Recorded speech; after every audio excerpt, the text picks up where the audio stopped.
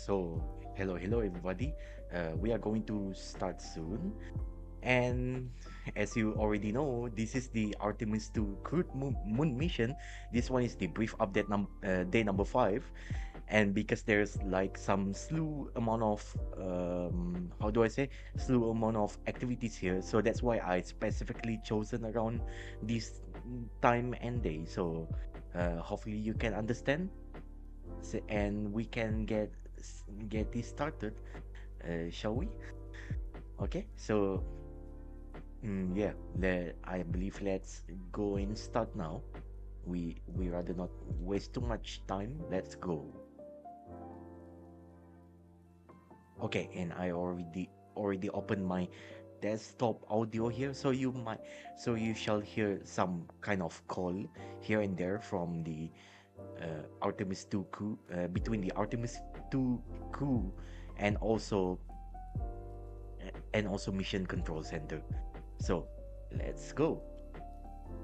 So hello everybody, and good morning here from Sarawak, from Borneo. It's 5:31:30 a.m. here at on 6 April 2026, and I'm your host today, Daniel Suguwa, for this stream. This one already entering day number 5. Yeah, the flight day number 5. So it's already half the way to the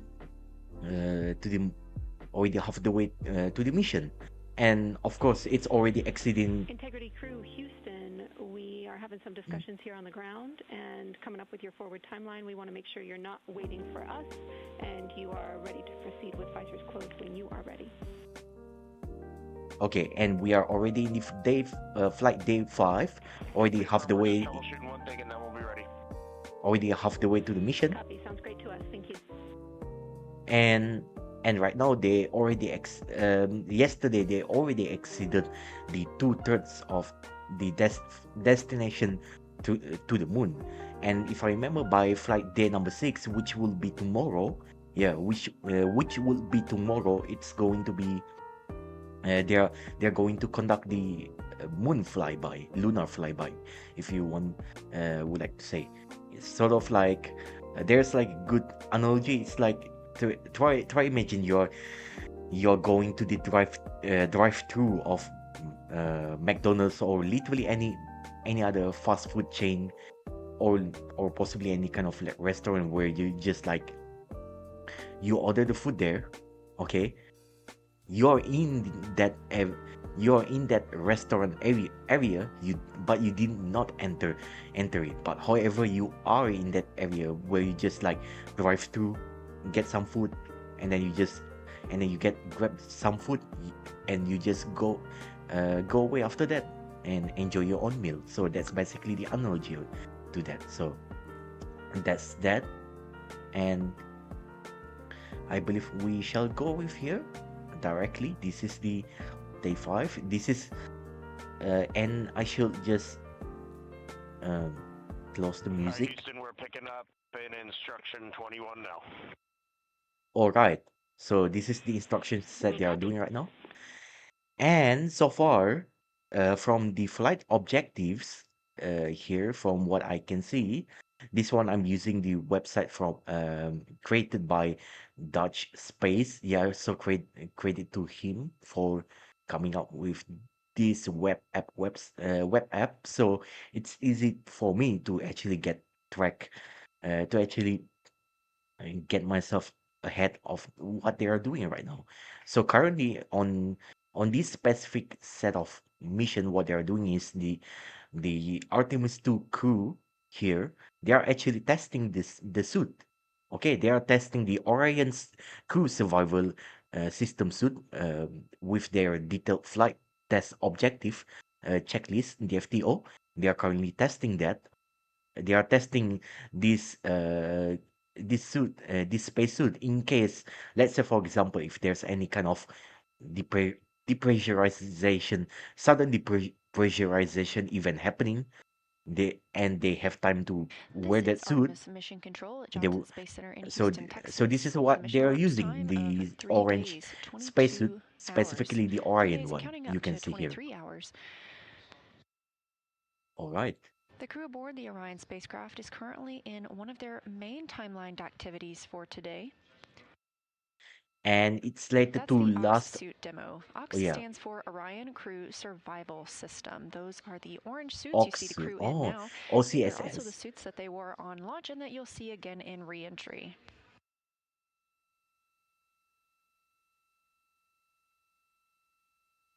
All right. All right. So, All 4 crew members are now in their suits and have completed suit com check and leak checks. Next up, we will be pressurizing the suits. We are going to pressurize those to 4.3 psi. Again, this oh, is all in support of future missions to the moon. These suits could be worn. All right, JD, we're in the purge. How's everything looking on your end? all right. It's looking great. Continue. Right. As you can see, These suits could be worn in the event of a depressurization aboard the Orion spacecraft, and today gives us the opportunity to learn how they would get into their suits while in the microgravity environment, and of course, get in their seats for a mhm, return home. yeah, so that's basically it, what you're looking right now. In case of Also on depressurization the timeline event for today is the happening, this OTC-3 is what they're burn. We going to expect use. that around 10:03 p.m. Central Time today. This is a small burn with the reaction control system thrusters on the spacecraft, and OTC stands for outbound trajectory correction. We schedule these throughout the mission in case we need to refine our path around the moon and on the way back home. We canceled the first 2 outbound trajectory correction burns, deeming them not necessary ahead of today. We are going to keep the OTC-3 burn on the timeline for this afternoon, ahead of tomorrow's lunar flyby. Oh, so from what we heard, actually that's pretty interesting. So far, the outbound trajectory burn, correction burn, if I remember correctly, they're supposed to do this number one and also number two, but they deem it unnecessary Integrity because. crew, everything is still looking really good down here. We're loving getting this data. I plan to reconfigure you to be Vox before increasing your suit pressure. Let me know if you want to be Vox earlier so you can stop pushing buttons.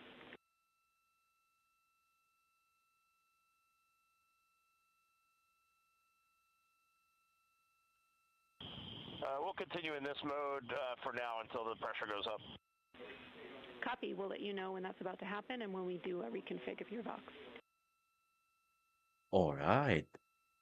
So basically, you're looking. All right. All right.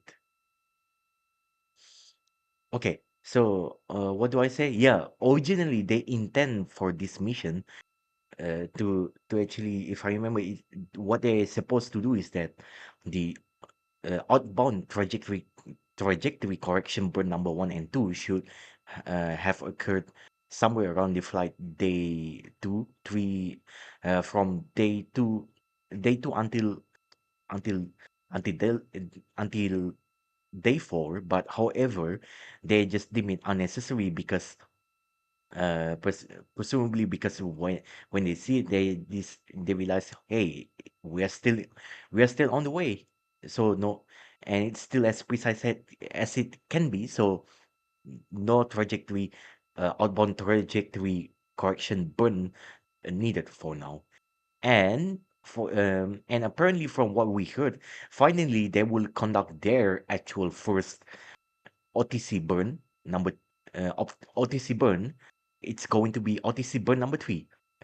So, but retroactively, we are going to call this the first time ever they will do this kind of OTC burn. This one they will conduct it, at least in my time, from what I heard. Um, it turns out they are going to be a bit. They are going to be 1 hour earlier than the planned mission timeline. Okay, which will be around 4 hours, less than 4 hours and 24 minutes apparently. It's from what we heard, or around by now it should have been around plus minus 4 hours and 23 minutes, like that. Yeah. So yeah, that's a really interesting from what we heard. And for this Oxsuit um, test operation here, where they are testing, they are going to pressurize up until first they are going to pressurize themselves to 4.3 psi, or if I try to psi stands for pound per square inch, or if we actually change this to let me see, if we change this to kilopascal, will be around 29.6, around this number, 29.65 kilopascal. Okay, they are going to pressurize it at around that area, so we might see that soon. And Houston, our suit Delta P is dropping in the purge here. Is that expected? All right, that's what we want to hear so far. Checking. Oh, okay. That's listening in what they're talking about here. And for this Artemis II coup, there. Reid, this Okay, is expected. We are in the last 45 seconds of the purge where the pressure will decrease in your suit. okay. So that's actually pretty much still within timeline. Okay. Okay, we're in finishing up 3.2 now, moving to step 4. All right. So fortunately, pretty Copy, we see you there. okay. So fortunately, it's pretty expected. And as you can see, this is you can see these 4 astronauts involved in this mission for this Artemis II crewed moon mission. Okay.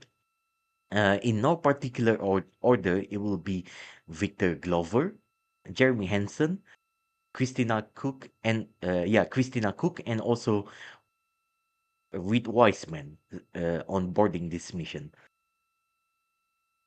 And you can see how interesting is that. How do you like that? Let's see. Okay. And so far, I don't think I would like to comment too much. But however, this Oxsuit mission, test mission, they are going to end less than an hour from now. And Jenny, in step 4.3, performing the purge to the cabin. Confirm you want this short purge, short cabin sequence. Okay. Affirm. Okay. So they are going to end this test. Copy that. That's going in. Okay. They're going to end this test less than 52 minutes from now. So we're gonna see that soon. And then afterward, after they end this test suit mission, they're also going to go with the depress operations. I'm not 100% sure about this one. Okay, but this one would last but this one will happen at T plus at it, T plus 4 days, up until T plus 4 days, one 1 hour and 15 minutes. So it's going to last for 1 hour and 15 minutes for the depress operations, I believe. Yeah, so that's that.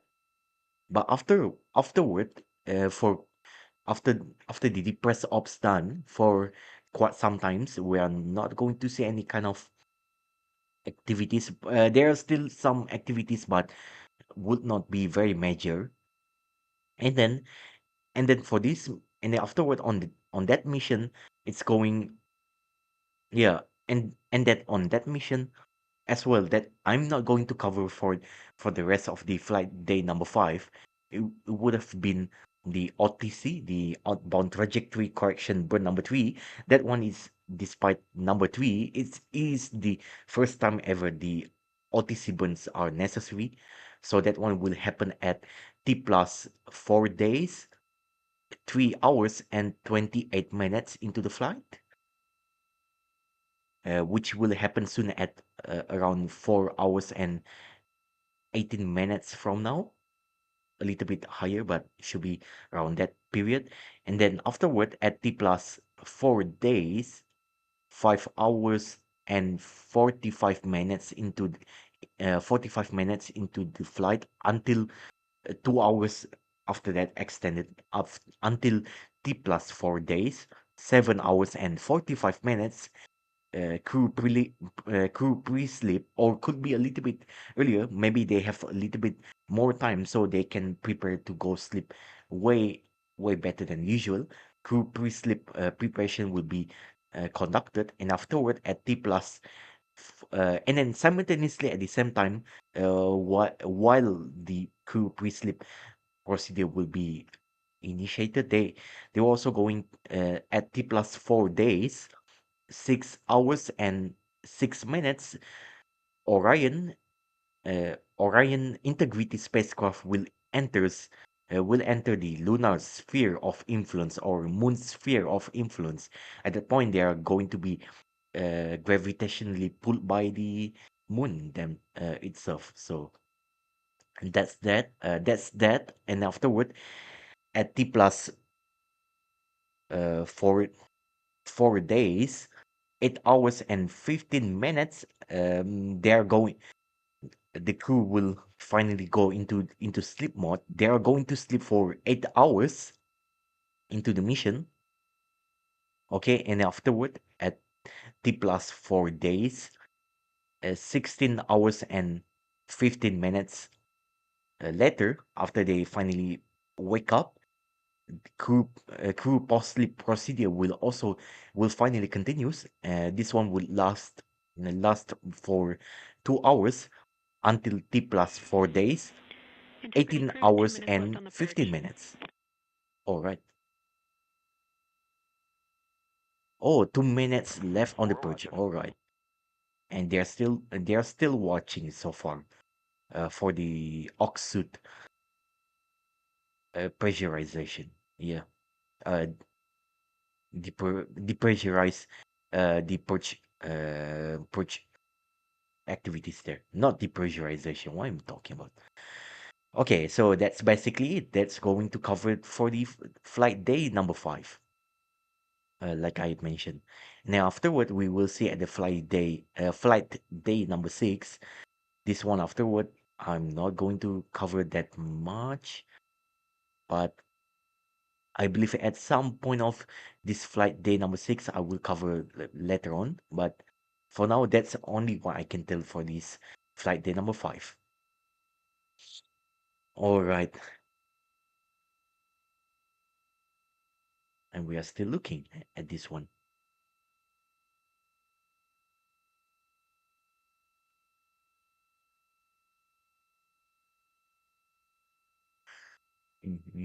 Yeah.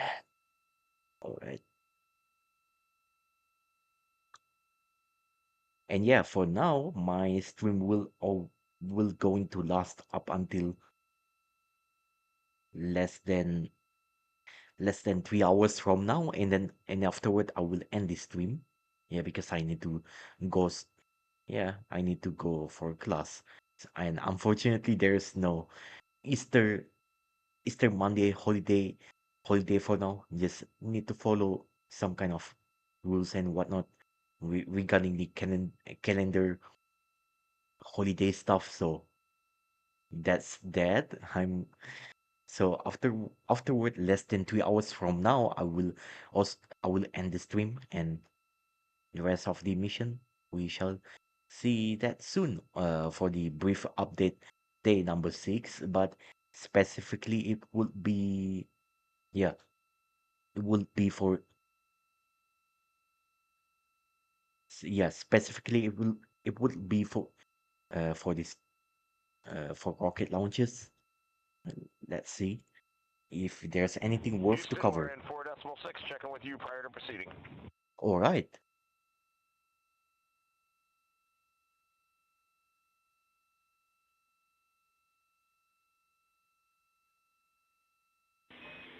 Copy, we're talking.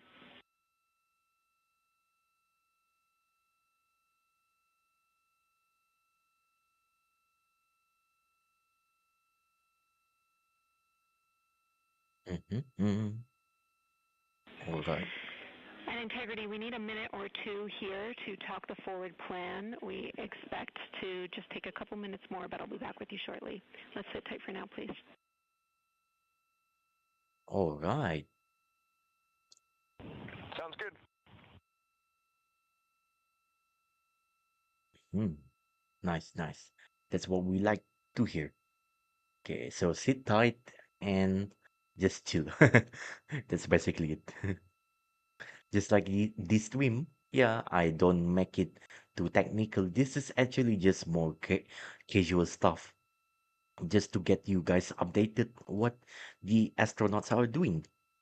Yeah, this one is literally using the NASA live direct feed here. Okay, they have 24 hours of 24/7, 24 hours of stream up until the touchdown. So that's that. If you're very interested, you can go to NASA YouTube channel if you need to watch 24 24 hours instead how do I say, instead of waiting for my brief update here. But otherwise, if you're okay, you can keep watching here. No problem as well. Okay. And so far I need to yeah, and so far I really need to take a little bit of rest here. So I mean, not really like a rest, more like just keep myself nice here All right, and whatnot. Integrity crew, thanks for your patience. We've had a discussion down here, and we have decided to defer the controlled cabin depress to 10-2, which was after the suit DFTO, to later in the mission, so that we can prioritize getting our objectives done while you are suited and pressurized. When you are ready, we plan to take you to Vox before proceeding with the next step. And I want to let you know that when you're uncomfortable commanding, please let us know and we will take over. Else we expect to take over by step 10 in this procedure.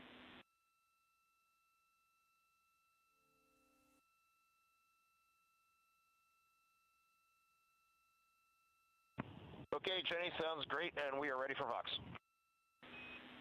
Copy. We will put Vox in work. Okay, so apparently from what we hear as well is that apparently depressurization ops depress ops here really means that they will attempt to depressurize the cabin inside the Orion spacecraft, Orion Integrity spacecraft, okay, where they are going to test the suit, whether or not it's working or not.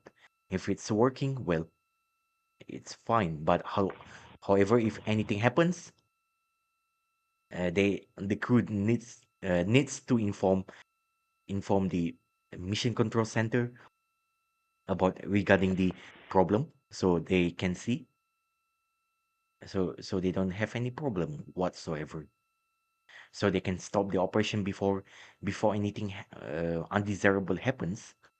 But so far so good. Okay.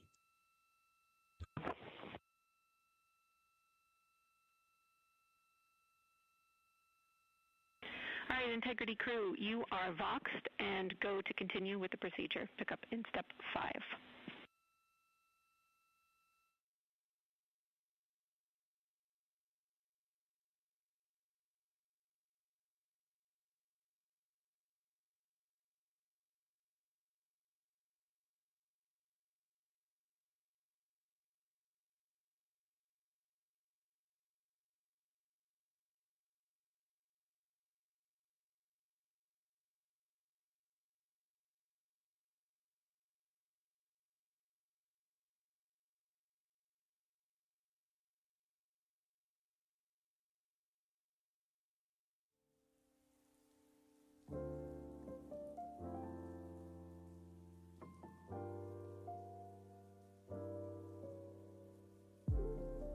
Yeah, so I've already opened the music because I because for This quite is some Artemis time. Mission All right. Control at Johnson Space Center in Houston, Texas.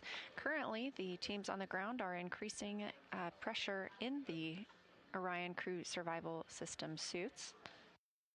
Oh, okay. So currently they're Currently, their audio is increasing only the available to teams pressure. here on the ground in Mission Control.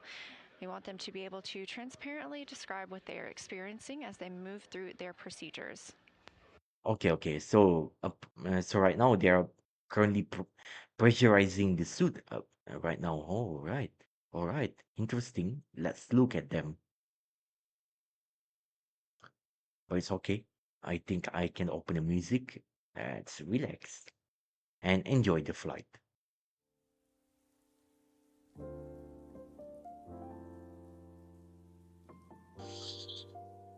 Yeah.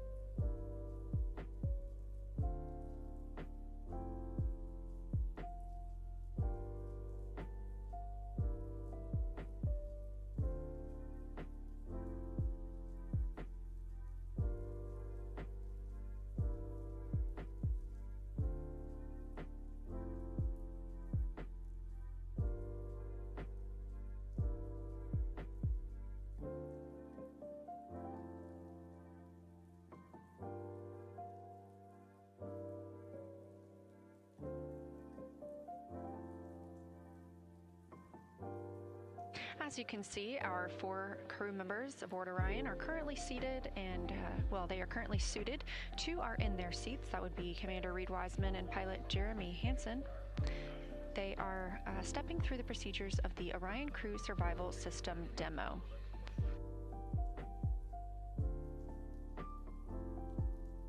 This is to test how the suits would perform if we were in a depressurization event and the crew needed to get into their suits in order to have a breathable environment.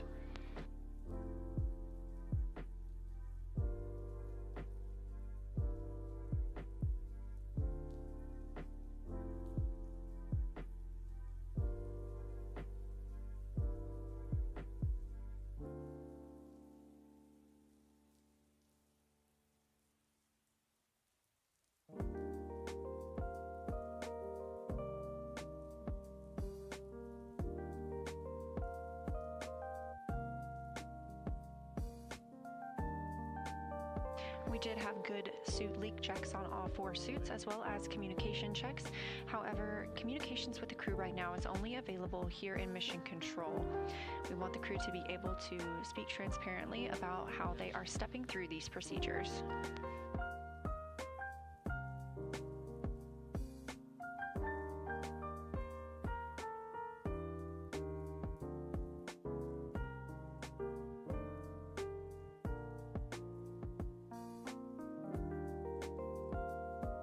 All right, so looks like it. The crew really is still on the way for the mission, okay? And still looking so far so good. This is what we like to hear so far. And yeah, if and thanks for joining in for new, existing, and even my subscriber viewers, literally whoever out there. Yeah, I'm. You are now currently watching the Artemis II crewed moon mission here. This one is the Orion inside the Orion Integrity spacecraft. I actually do this for this brief update day number 5, directly live from the NASA live feed, 24 hours here. So that's basically how it's done. Okay, and let's enjoy instead. As part of this test, we have vented some of the cabin pressure overboard. It is now 11.0 psi inside the cabin.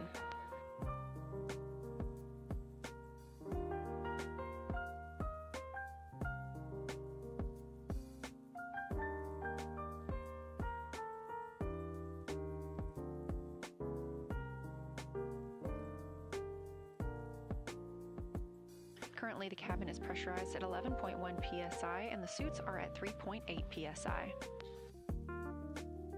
Okay, so looks like it's already been pressurized at 11.1 psi. Okay, and suits right now are 3.8 psi apparently. Okay, so if we change this inside the crew, it will be 3.8 psi for the aux suit they are using right now, 26.2 kilopascal. Okay, and 11.1 psi would be 76.53 like that kilopascal. All right. Therefore, they agreed that the ground is able to take over commanding in the spacecraft.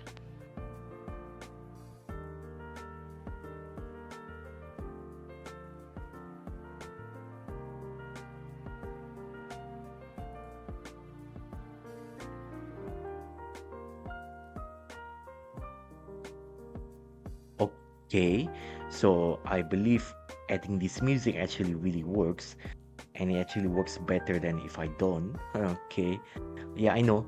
I'm a little bit of laggard, too late for this time. This time I should have add music, but it's fine. It's okay. Yeah, so from now on, I'll just keep the music on instead. Yeah, I'm going to keep the music on, and because it doesn't entirely affect what's the mission looks like, and I just want to have some kind of chill time with you guys out there. So yeah, that's that.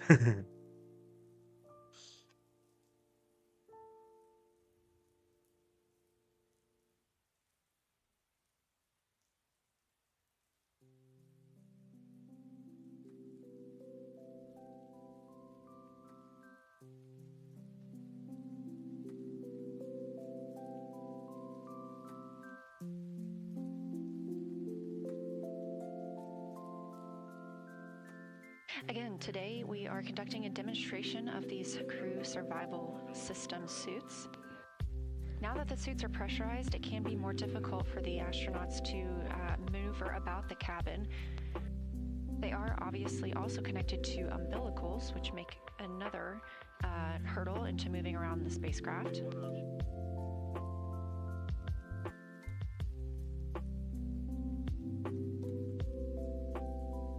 All right, so that's basically another one we hear right now. So yeah.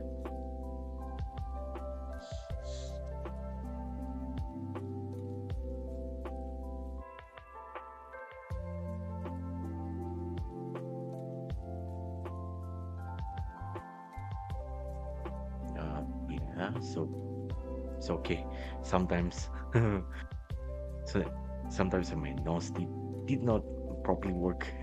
so I need to get, so sometimes I do need a bit of check with my nose hole. Something like that. And yeah, looks like I need slightly a little bit more rest. I don't know, but regardless, still let's keep enjoy this stream. Or maybe if I want to end slightly a little bit earlier, I don't know, maybe I should end this stream. If I don't end it by 3 hours, maybe I'll end this 1 hour earlier than planned, maybe 2 hours like that. I just need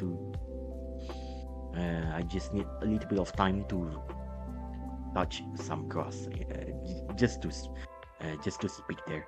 Yeah.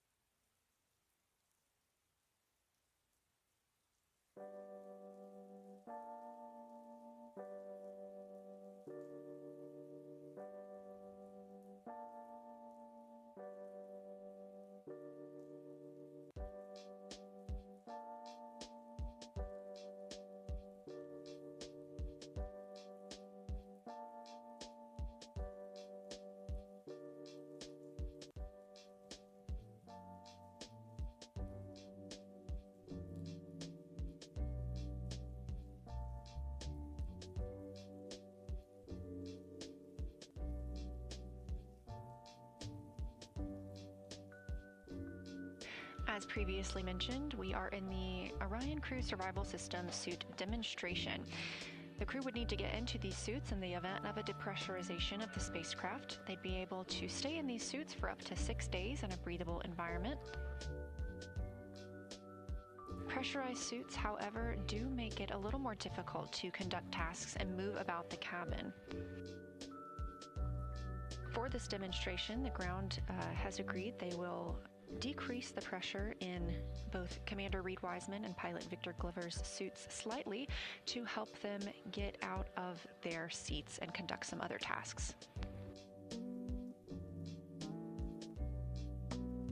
Oh, so that's basically Again, it. you're not hearing their All right. communications right now. That's just coming to Mission Control Houston to allow them to speak, to allow the astronauts to speak openly with the flight controllers here.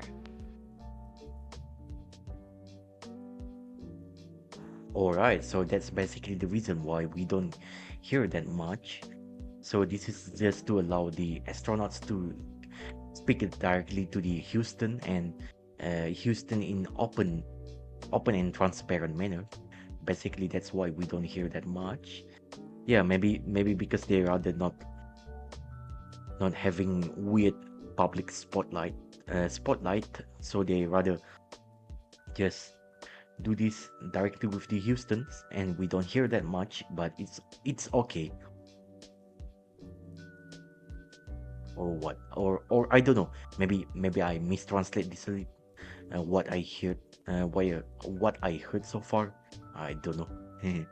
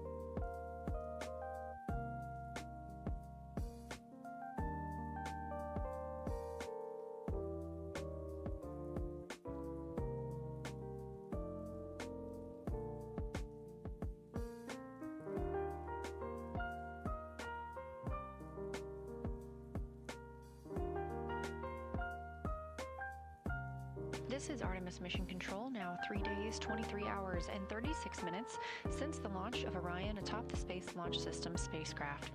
This is a live view inside Orion. Our 4 crew members are currently conducting an Ox-suit demo, Orion Crew Survival Suit System.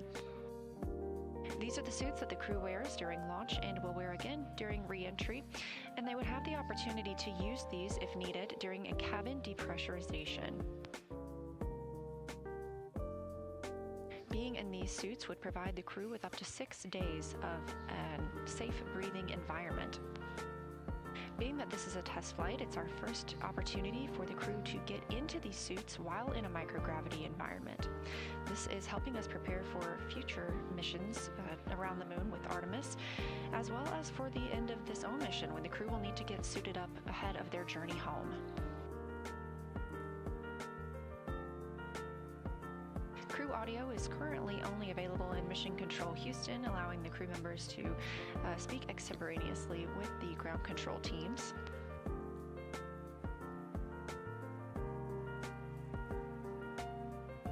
There are some plans for the crew to conduct tasks while in their suits today. Currently, the team is lowering the pressure slightly in Commander Reid Weisman and Pilot Victor Glover's suits to allow them to more easily get out of their seats. When suits are pressurized, it does make it more difficult to move about the cabin and accomplish some of the tasks we're looking to do today. Okay, so that's basically what we heard so far.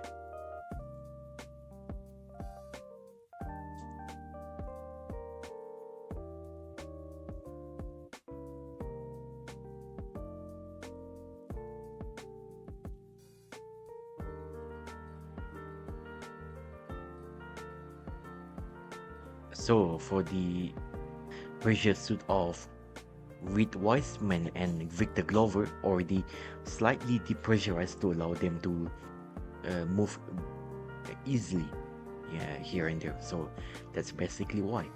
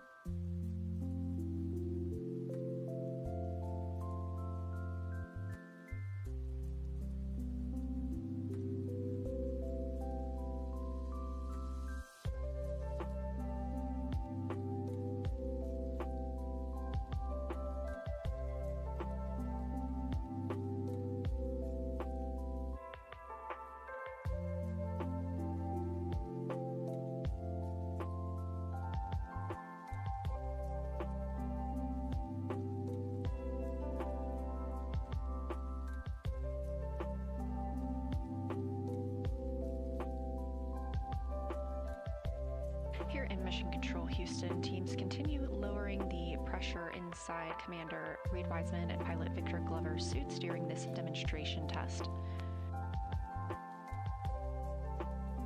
This should help them be able to maneuver out of their seats and get to work on some of the tasks we hope to see them accomplish while they are suited. Okay, so they are still on the way, depressurizing the suit for Victor Glover and also Reid Weisman, just to allow them to move easily for this mission. So that's that. Another one here.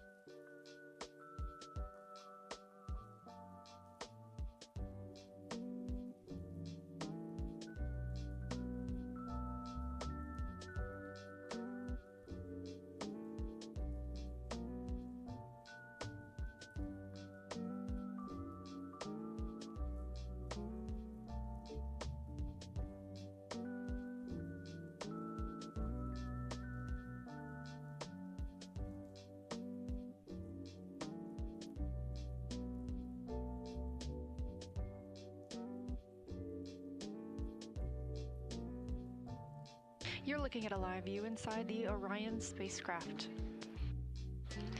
The spacecraft and crew are on flight day 5, now 52,600 miles from the moon.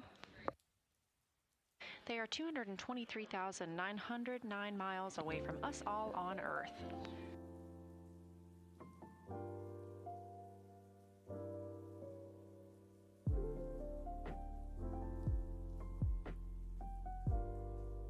Currently, our crew members are stepping through the Orion Crew Survival System suit procedures. This is a test of the suits while they are pressurized on the Orion spacecraft. These suits serve as the launch and re-entry suits for the crew. You probably saw them in this international orange on launch day. However, these suits, as is listed in their name, survival, are also available for survival situations. If the cabin were to be depressurized, these suits could provide the crew with breathing air for 6 days.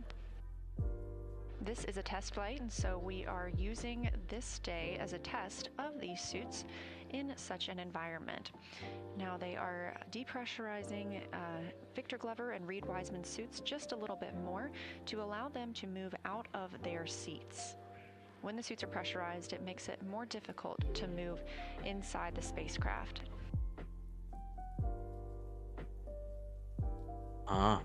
We have some other tasks we hope to see the crew complete today, including using the pill tool. There is a small port on the side of the helmet where the astronauts can insert what looks like a straw and allows them to take medicine if needed while they would be in this situation. Oh. Of course, any pill taken today is simply a placebo for the purposes of the test. Oh. We also hope to see them eat and drink through that same port. This is one of the biggest parts of their timeline today. However, we do anticipate the outbound trajectory correction burn this evening actually, at 10:03 p.m. Central Time. This will be using the reaction control system thrusters on the spacecraft. These trajectory correction burns are simply refinements of Orion's flight path. We did cancel the first 2 of those as we felt like they were not needed following the translunar injection burn. But this will help us further refine our trajectory ahead of tomorrow's lunar flyby.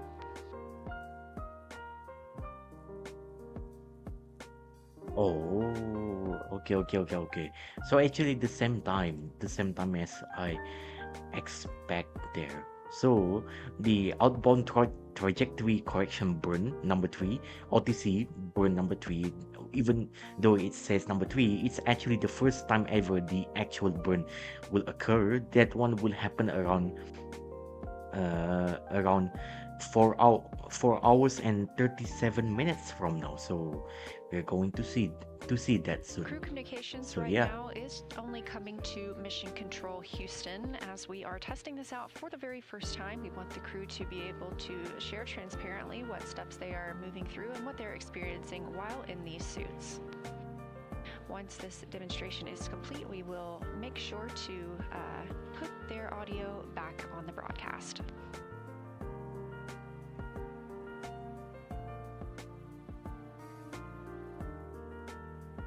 Okay, so basically the crew just want to have some kind of one-to-one real talk with the Houston Mission Control, so that's why we don't hear their sound, their audio here. But this is Artemis Mission Control, and we continue to monitor this Ox suit demo. Meanwhile, teams at Johnson Space Center and Mission Management are preparing for today's mission status briefing. If you're watching on NASA's YouTube, you can stay right here. You'll be able to see that live. If you are interested in solar array wing views, you can tune in on our other stream. That's where commentary will continue. Again, standing by, that mission status briefing is scheduled to start in 4 minutes at 5:30 p.m. Central Time. all right, so we're going to hear the briefing. Yeah, because there's not much else activities we unfortunately can see so far. So maybe it's better for us to see the briefing. It's okay, not a problem. Even then, we don't hear much, even though we know what's happening inside the Orion spacecraft. Yeah, so it's better for us to look at the conference soon, which will start around 2 minutes from now. We are going to see that soon. And yeah, from what you heard, and yeah, from what we heard right now, They are still on the way, depressurizing the suit for Victor Glover and Reid Weisman. And they are still doing the job so far.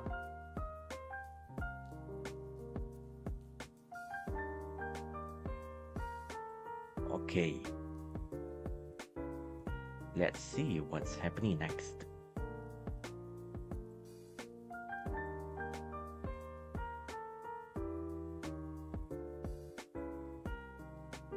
Yeah, I think it's better for me to just close my eye a little bit. I need to take some little bit of nap here before the conference start. Yeah.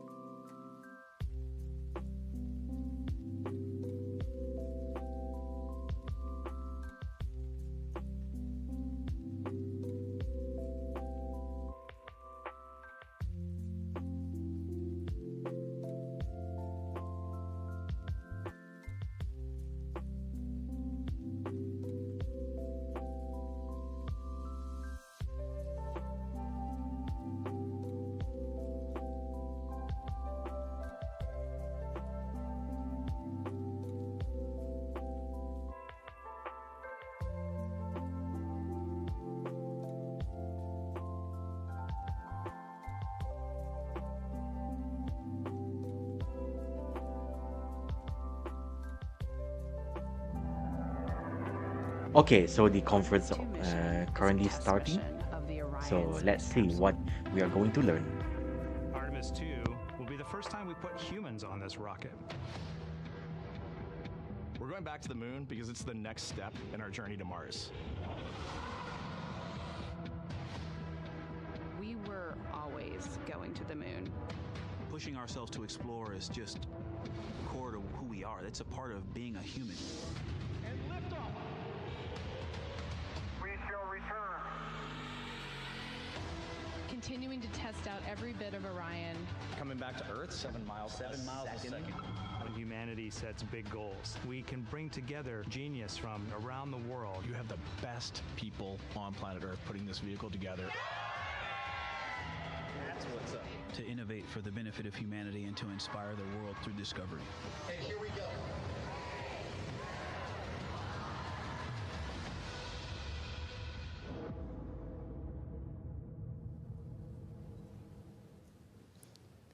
Good evening and welcome to NASA's Johnson Space Center in Houston, and welcome to our Artemis II status update.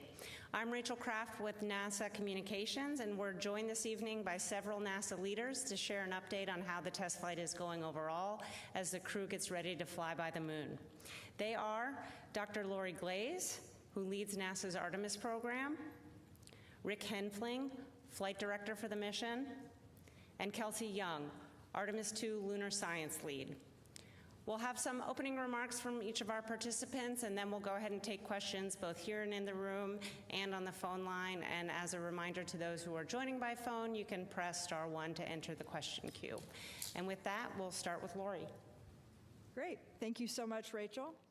And thank you to everyone that's joining us today and for your continued interest in Artemis II.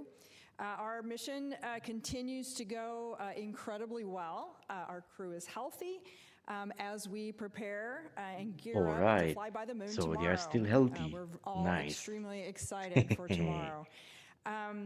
We got a couple of great images that I want to share with you today, along with all of the great stuff that's available online. But we've got a few things I wanted to share this evening. We have a short video with some of what yesterday included. If we could pull up this video, it's got a lot of cool information in it. Can we see that? Oh. This is Artemis Here? Mission Control. You're getting a live look inside the Orion spacecraft, named Integrity by the Artemis II crew. This is Oh. a magnificent accomplishment to be up here, to see the moon, to see the Earth, and to know that we are between the those two conference, celestial bodies, which and you actually can see it when you happens look out the window. a The few Earth is hours almost in ago. full eclipse. The moon is almost in full daylight, and the only way you could get that view is to be halfway between the two entities. It is truly awe-inspiring up here. Oh. And Houston, we have some Earth and moon viewers here who are putting in requests for different motions so that they can see things in the window. We're seeing them in the camera views, and we're enjoying it. Look at those scientists go. Oh, Hey, Jackie, we got interesting. Jeremy on there just for a minute before his PAO event. He's just kind of looking. Kathy Moonjoy. And Houston, I can tell you that Christina now has the 400 Oh, millimeter, okay. and she Okay. also I don't is know the why queen of suddenly we hyperbole. have It's obvious incredible. problem, but it's okay. Kathy, Christina doing It's her actually best Reid interesting. impression at the Oh. window. I love that. And I also really love how they talk about being able to see in 3 dimensions. Ooh, that's This helps interesting. They are remind us talking all about the that what rims we can and do with our mountains amazing human of the eyes is be able to moon. see in stereo Ooh, vision and interesting. get that depth Just in case perception. It's just you're wonderful to missing hear them what they are talking talking about through what their because observations of are. And I'm sure weird you'll hear obvious from problem. Kelsey about how well they've It's okay. learned all their training, being I able to think tell us I think exactly this the is features more they're looking to at. the problem We also woke up the crew today with with a the short graphics driver. a message from Apollo Yeah, astronaut so much Charlie for Duke stability. cheering them on, and I think we get to I mean, listen we're to that not here. even talking Is about that the available? MD side. Oh,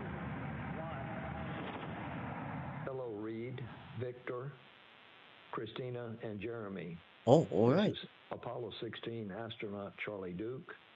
John Young and I landed on the moon in 1972 in the lunar module we named Orion. Wow. I'm glad to see a different kind of Orion helping return humans to the moon as America charts the course to the lunar surface. Below you on the moon is a photo of my family. I pray it reminds you that we in America and all of the world are cheering you on. Thanks to you and the whole team on the ground for building on our Apollo legacy with Artemis. Godspeed and safe travels home. Whoa. Wonderful. Wonderful. And then I had one last image there I think I saw come up for just That's a moment. what This I don't was expect another that picture of Earth part. from Orion's Ooh. window. Oh. And it really gives you a sense of just how far away the crew is from Earth. This was taken earlier today by Christina. I just think it's beautiful. That's nice. So Beautiful we're really gearing there. up now for what's going to be an exciting lunar flyby tomorrow. Our flight operations team and our science team are ready for the first lunar flyby in more than 50 years. I know you guys have asked questions. So We've one heard of them the over and over again. Lots of Apollo questions 16 about what's so astronauts, special about Charlie the Duke, moon. actually And just wanted to say talking, a couple words. You know, the give moon and the some Earth kind of are fundamentally made of the same very material. uplifting speech there. You know, Oh. in the way back, the Earth, the former proto-Earth, was hit by a Mars-sized object, a massive collision that left lots of debris out in space that then coalesced into what is now Earth and Moon. So our whole Earth-Moon system literally is made up of the same materials. And so although Earth Yeah, has gone Charles through Duke lots of apparently. evolution with plate Oh. tectonics Oh. and weathering, you know, the Moon has been there as a witness plate to see everything that's happened over the 4.5 billion years that we've been around. So very cool. So apparently, if we just So we're really excited to from fly by information, and get to take what these I know, observations. Particularly Charles Duke having or Charlie humans on Duke, board really the complements astronaut involved in robotic the exploration, Apollo 16 that mission, goes on from NASA. if we They're follow, definitely not if we mutually just exclusive. use We're working the together hand in year, hand yeah, to only the grow our year where knowledge of what we know he's about the born Earth and Moon system. until There's today. a lot of He's born science on this on mission, not just 1935, the but observations that you hear about from his Kelsey, but exact our human health studies, such as the exact Avatar experiment that's date being of carried birth on is board. actually All all of these human health 3 experiment October experiments are 1935. informing how we can keep our So if crews we just healthy on the follow, longer missions that even are just coming up in the future. even This just mission is by also the years, first opportunity we have for our science 2026 and minus engineering teams to work together 1935, in real time while our he's crew 91. is Wow. at the moon. And I think this is another key It's actually piece a of miracle. He's still the alive. science that we're doing on this mission is not just the observations, Wow. but learning how to work together between our my- flight wow. operations and our science evaluation room and the crew. This is a really good example and a good test case to work through some of Oh. those things that we're going to need absolutely critically when we send our crew to the surface of the moon. Mhm. It will also inform how we operate on the moon's surface during our future Artemis missions, and a great example of how everything that we're learning on this mission is going to feed forward to our longer-term presence on the moon. So with that, I'm going to pass it over to Rick. Thank you, Lori. Wanted to open by wishing everyone a happy Easter, and on behalf of the flight operations team, thanks again for your continued interest in our mission. Yeah, so the if flight you're crew finished up celebrating their day with a manual piloting Easter, activity where they took so the happy Easter. spacecraft into So 6 happy degree of Easter freedom, then.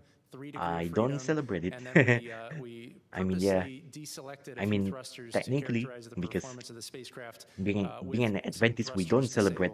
disabled. We also performed Yeah, a being an public Adventist, affairs we event with the we Canadian don't Space celebrate Agency. Easter We had a Day, couple but of routine medical conferences. yeah, we The don't flight crew celebrate Easter. reviewed But the science however, plan that still our wishes science to team you has if put together for you them. celebrate Easter. And then we also performed a few activities to All help right. characterize the carbon dioxide removal capability of Orion. When we did a few back-to-back exercise sessions, we wanted to understand just how capable the CO2 removal system was, and the results have been very favorable to date.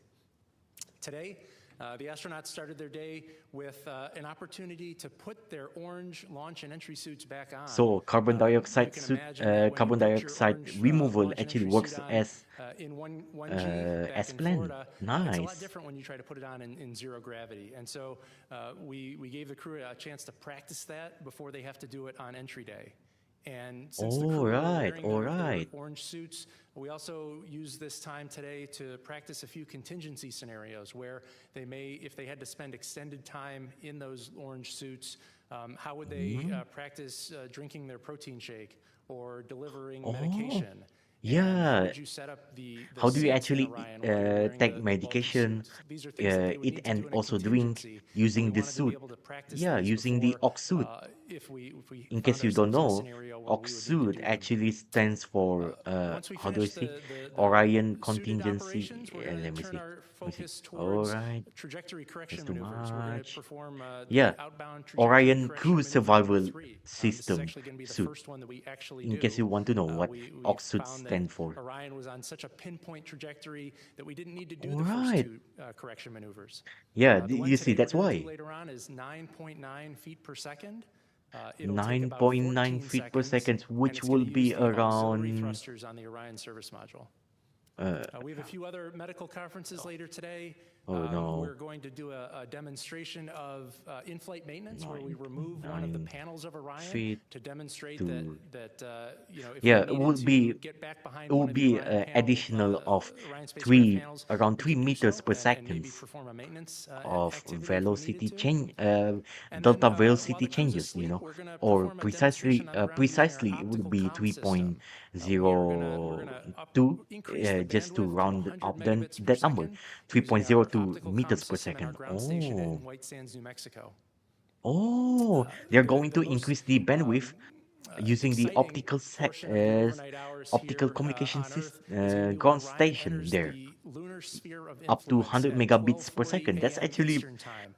that's That is actually a significant really because that's when improvement the moon's compared gravity to has a previous stronger pull over the Orion system using spacecraft only than radio. Earth's gravity. So that's So why we that's are a able significant to see milestone the on our visual mission. on real time.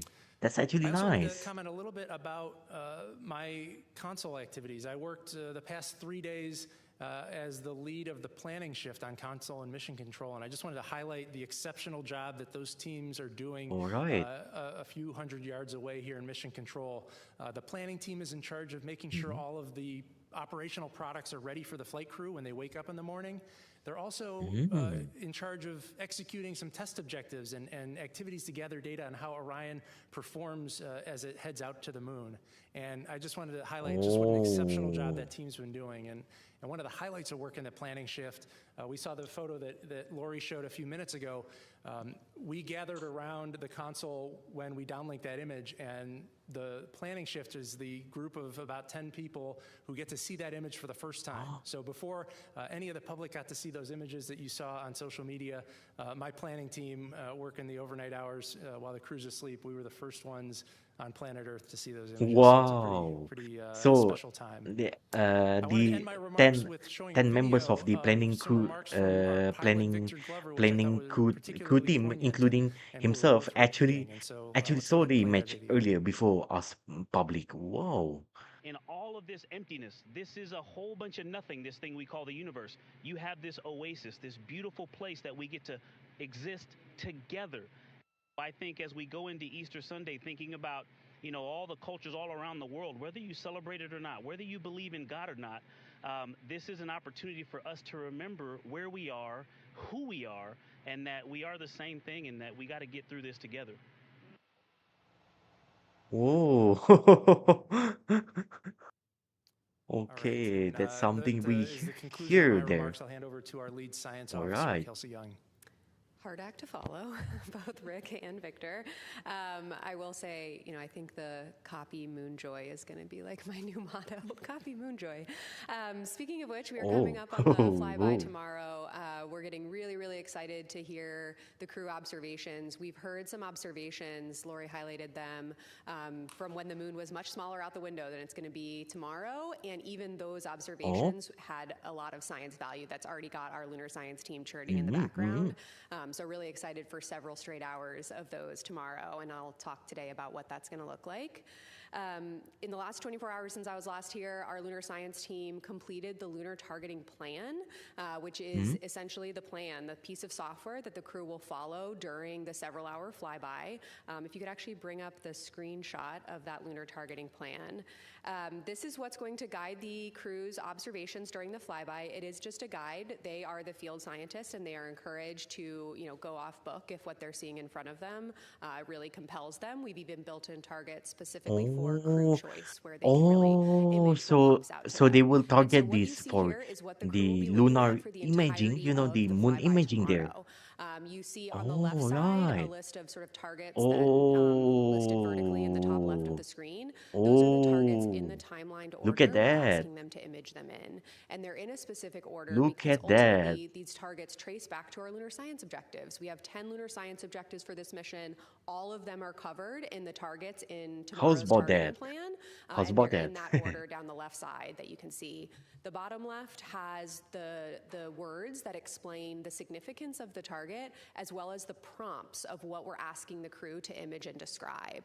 So we have distinct prompts for the person that will be using So the basically camera they're that's going outfitted to with an 80 to picture 400 a bit millimeter of zoom lens. And then we also have prompts for the the person that's going to be looking at the moon at the slew time with amount the of unaided eye, the just using their eyes places to there describe what they see. around surrounding Along the the bottom is a cue card. It's a Oriental reminder of what Basin. should go Oh, into right, their right. science We are descriptions. going to see I would expect they're not going to need to reference the Montes cue card that much because they've had many months Montes to practice giving good descriptions. Cordillera, Montes And then, of Rook, course, the middle, the moon, the picture of the Fries, moon. This is Freisel, help guide them into the Freisel specific target that they're going to be crater, describing and imaging at the crater, time.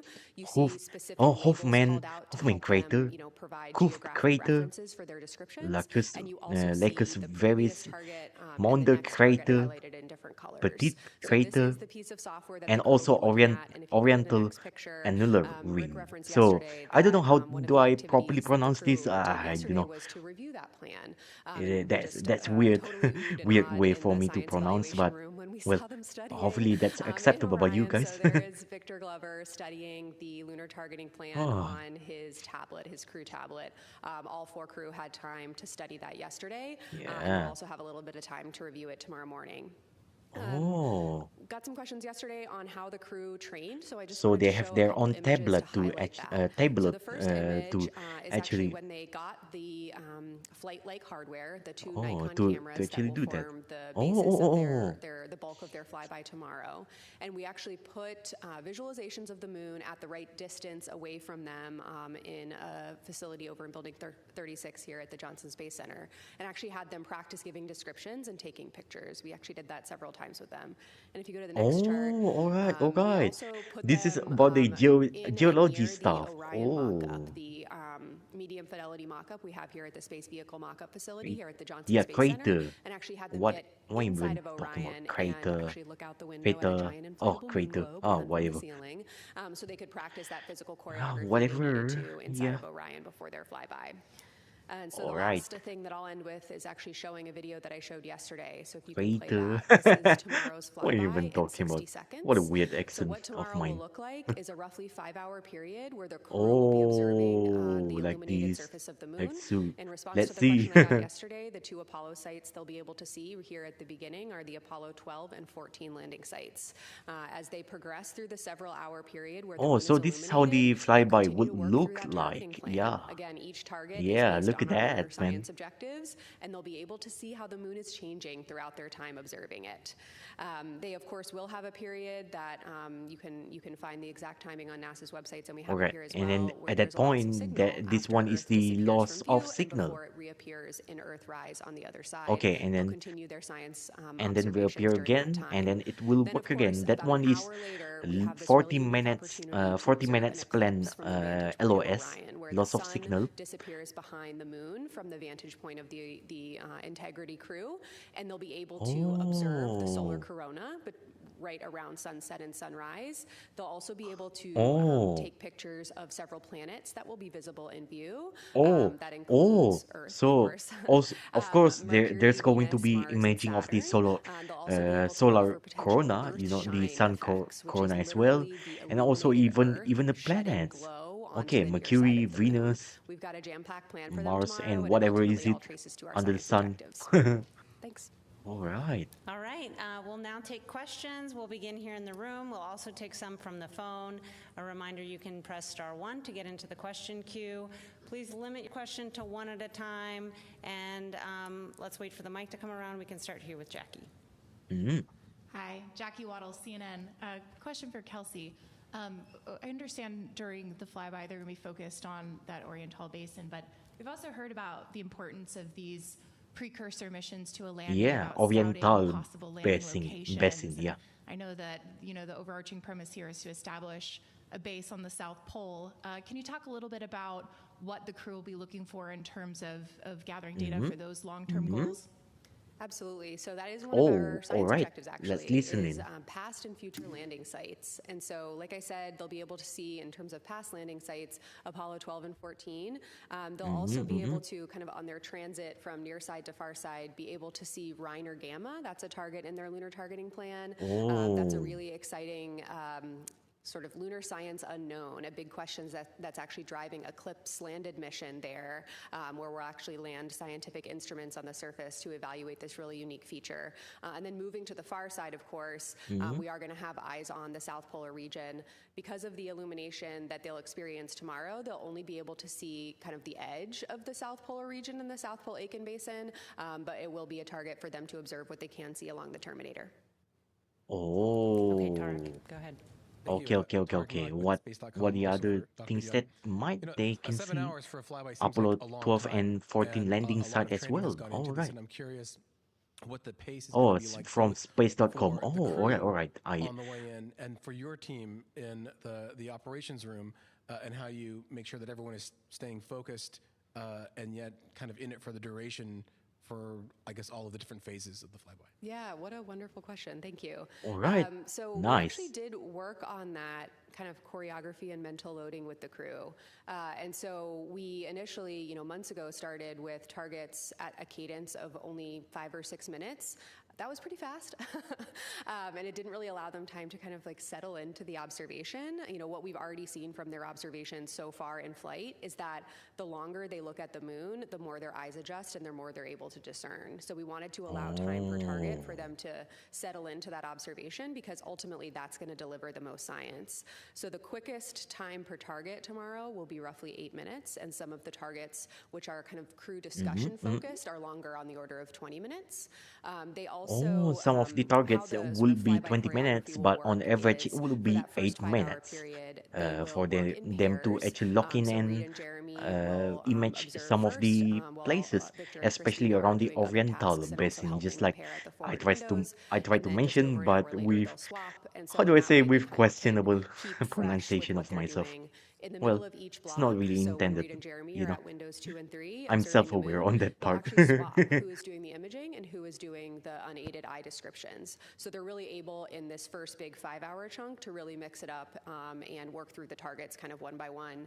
I will say, our science officer team did practice it as well for that number of hours, with the representative target length. So we really got a sense for kind of what they're going to be experiencing.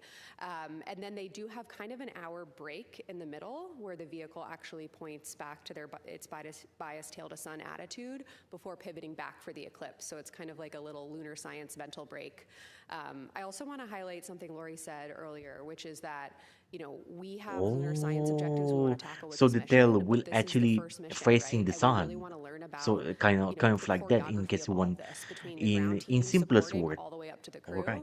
And when we think about surface missions with EVAs, with science objectives, we really do need to get used to this sort of mental loading and how we're able to support the crew and not, overburden them while still maximizing science. So I'm really excited about kind of this length of time that is relevant for hopeful future exploration and what we're able to learn there. And then the last part of your question about the science team, thanks for asking. The lunar science team will be in the science evaluation room. I know that the live broadcast tomorrow will flash to them occasionally throughout the broadcast. You're going to see some very excited scientists. They're going to be Oh, science absolutely evaluation buzzing up room. there. That's where And the what they're going science to be team doing is actually going. monitoring the crew, of course. Oh. The crew will be giving several descriptions an hour, roughly 3 to 4 lunar descriptions an hour, and the science team will get to work right away, kind of synthesizing those, and then we'll actually downlink the rest of the descriptions overnight in advance of a crew conference we'll have the following morning to, again, continue the science discussion. And so the lunar science team is going to be both really excited Oh. and then also trying to keep track of the So science they through will those, try to what we call downlink, science aka simmers. our other lingo that we can use using the internet term will been download like that. Download the description. So lunar description. So we are going to see that. The Oh, crew-operated film cameras, camera. there'll be actually 3 of Not them for tomorrow's is it? flyby, 2 Mm. Nikon D5s and 1 Nikon Z9. The 2 Oh, Nikon D5s will have Nikon, the yeah, Nikon 80 to D5 400 millimeter zoom lens. That's going to be the and prime Nikon Z9 imaging in lens case for the you bulk of the want to know. flyby. There's Oh, also a 14 to 24 80 millimeter to lens that we're going to be using 400 during the eclipse time millimeter frame. zoom And then lens. the Z9 camera Oh, will be especially used okay, around the the time of sunset Z9. and sunrise for the corona. And actually what we will do is downlink Oh, as it many will images be as around possible sunset overnight and and throughout the sunrise rest of the mission, of course, for as the corona. bandwidth Oh, and oh, downlink oh, potential oh. Okay, allows. okay, okay, okay. And of course, we'll be That's a getting lot some out to the to public learn as soon as here. we possibly Oh, right. can. But the rest that we don't downlink in flight, we'll get once they splash down, and we'll have a team that brings the cameras and the flashcards back to Houston pretty quickly and gets them in the pipeline to Oh, release all of them out to the public. all right. Go ahead. Thank you Interesting. for your time today. Ed Lavandera with CNN. 2 questions. Watching the crew today get into the spacesuits and reconfigure the seats, it seemed very difficult, or it takes a long time. Is there ever a situation where is the speed at which they did that today pretty good? Is it something that needs to be done faster in the future? And then the second question is, when the crew in the capsule is going around the moon, and at least someone like me sees it, it's almost like they're hooking back quickly. Are they going to feel like they're turning back? Is that a sensation that they're going to have when they're inside the capsule? I'll take the first one, and maybe Kelsey could take the second one. In terms of the suit donning that we did today, Oh, all right, all the right. speed is not particularly something we are concerned about because the Orion spacecraft has the capability to feed a cabin leak, to buy the crew the time to put the suits on. It's not something where if we had a strike that punctured a hole in the cabin, that the crew wouldn't have time to put the suits on. We have oxygen loaded on the spacecraft, and that oxygen will be continually providing cabin pressure, maintaining 8 psi in the cabin to allow the crew that opportunity to get their suits on safely. And I think we'll have to ask the crew tomorrow what they can and cannot feel, but I can tell you what they're going to see. And we had, a lot of conversations when we started scoping the flyby about how fast are they going to be moving? Are they going to have time to see some of these smaller scale features during the flyby? And so we have an amazing visualization lead for the mission, Ernie Wright from the Goddard Space Flight Center, and he has done just amazing work to really try to reproduce as close as possible the illumination conditions they can expect at the speed that it will be moving. And it actually, from the perspective of the spacecraft, they will be moving slow enough to really be able to make robust observations. So it was quite a relief to our team and definitely to the crew when we started playing these visualizations. I don't know what they're going to feel, but I know what they're going to see, and they're going to have time to make observations. Go ahead. Hi, Michael Atkinson, Houston Public Media. I want to ask about public engagement. I think that in the social media age, it's a lot harder to keep people's attention compared to the Apollo era, where there was TV channels. I'm curious what you guys have made of public engagement thus far, and what a successful day tomorrow looks like. I understand it's going to be streaming on a lot of different outlets. This is actually a very good lunar question. flyby from the Good public question engagement perspective look like? about the engagement. It's a really great question. I can assure you that we are tracking the metrics very closely every day. Absolutely, and the public engagement has been spectacular. Yeah. I think it dropped a little bit since the launch day. Okay, that's pretty typical. Yeah, just like my current viewership this day, it's kind of dipping, but it's okay. All of these amazing observations. Yeah, like we said, we just only I'm only going to stream the brief update usually when there is like notable event. If there's no notable event, I'll just like Yeah, I might add to that I'll too, just that, skip a little bit, but first of all, otherwise I might turn it's the question good. back around on all of you and say Look at that. our public engagement team has done such an amazing job to package messaging about this mission, and specifically the lunar science engagement team has been working for months and months and months to make sure that the public has access to the information about the moon. But please help us, right? This is a unifying moment for all of us, and we really, we've put our best foot forward into preparing this mission for success, and we know what it's going to mean to connect to the moon in that way tomorrow. And, please, all of you in the room and online, please help us get the word out. Yay. Okay, go ahead. Hi, TG Mascaro with the Epoch Times. Thanks for taking the time, and happy Easter. Question for Rick and Rory. Without a landing or parking in orbit, what are you considering the official arrival point? Like when you arrive at the moon? Is it when Orion enters lunar gravity? Is it when the flyby begins? Is it the closest point? Well, I'm looking at Rick here, but from my perspective, as Rick said earlier, when we enter that point where we cross over from being driven by Earth's gravity to being pulled by the moon more strongly than Earth, to me, that's where we'd start. But I think I was going to give the same answer. Oh, so yeah. I agree. I'll give the lunar science example, which is closest approach. Closest approach. Yeah. So yeah, Okay, like everyone is Oliver agreeing. Turnbull for Space Scout. Question for Kelsey. Looking forward to future Artemis missions, how are you expecting the science plans to change from what we're going to see tomorrow? What opportunities are going to be afforded to you by having crew both on the surface and in orbit? Oh my gosh, great question. We're learning a lot What about opportunities? the, flyby Yeah, and what orbital opportunities observations piece of that Artemis the missions crew from and Artemis themselves can II, and learn? we're looking forward to learning more with Artemis III, right? But looking to the future when we do have crew on the surface and crew in orbit, Alright. of course, those sort of concurrent observations hold a lot of value. Different vantage points tell you something different scientifically.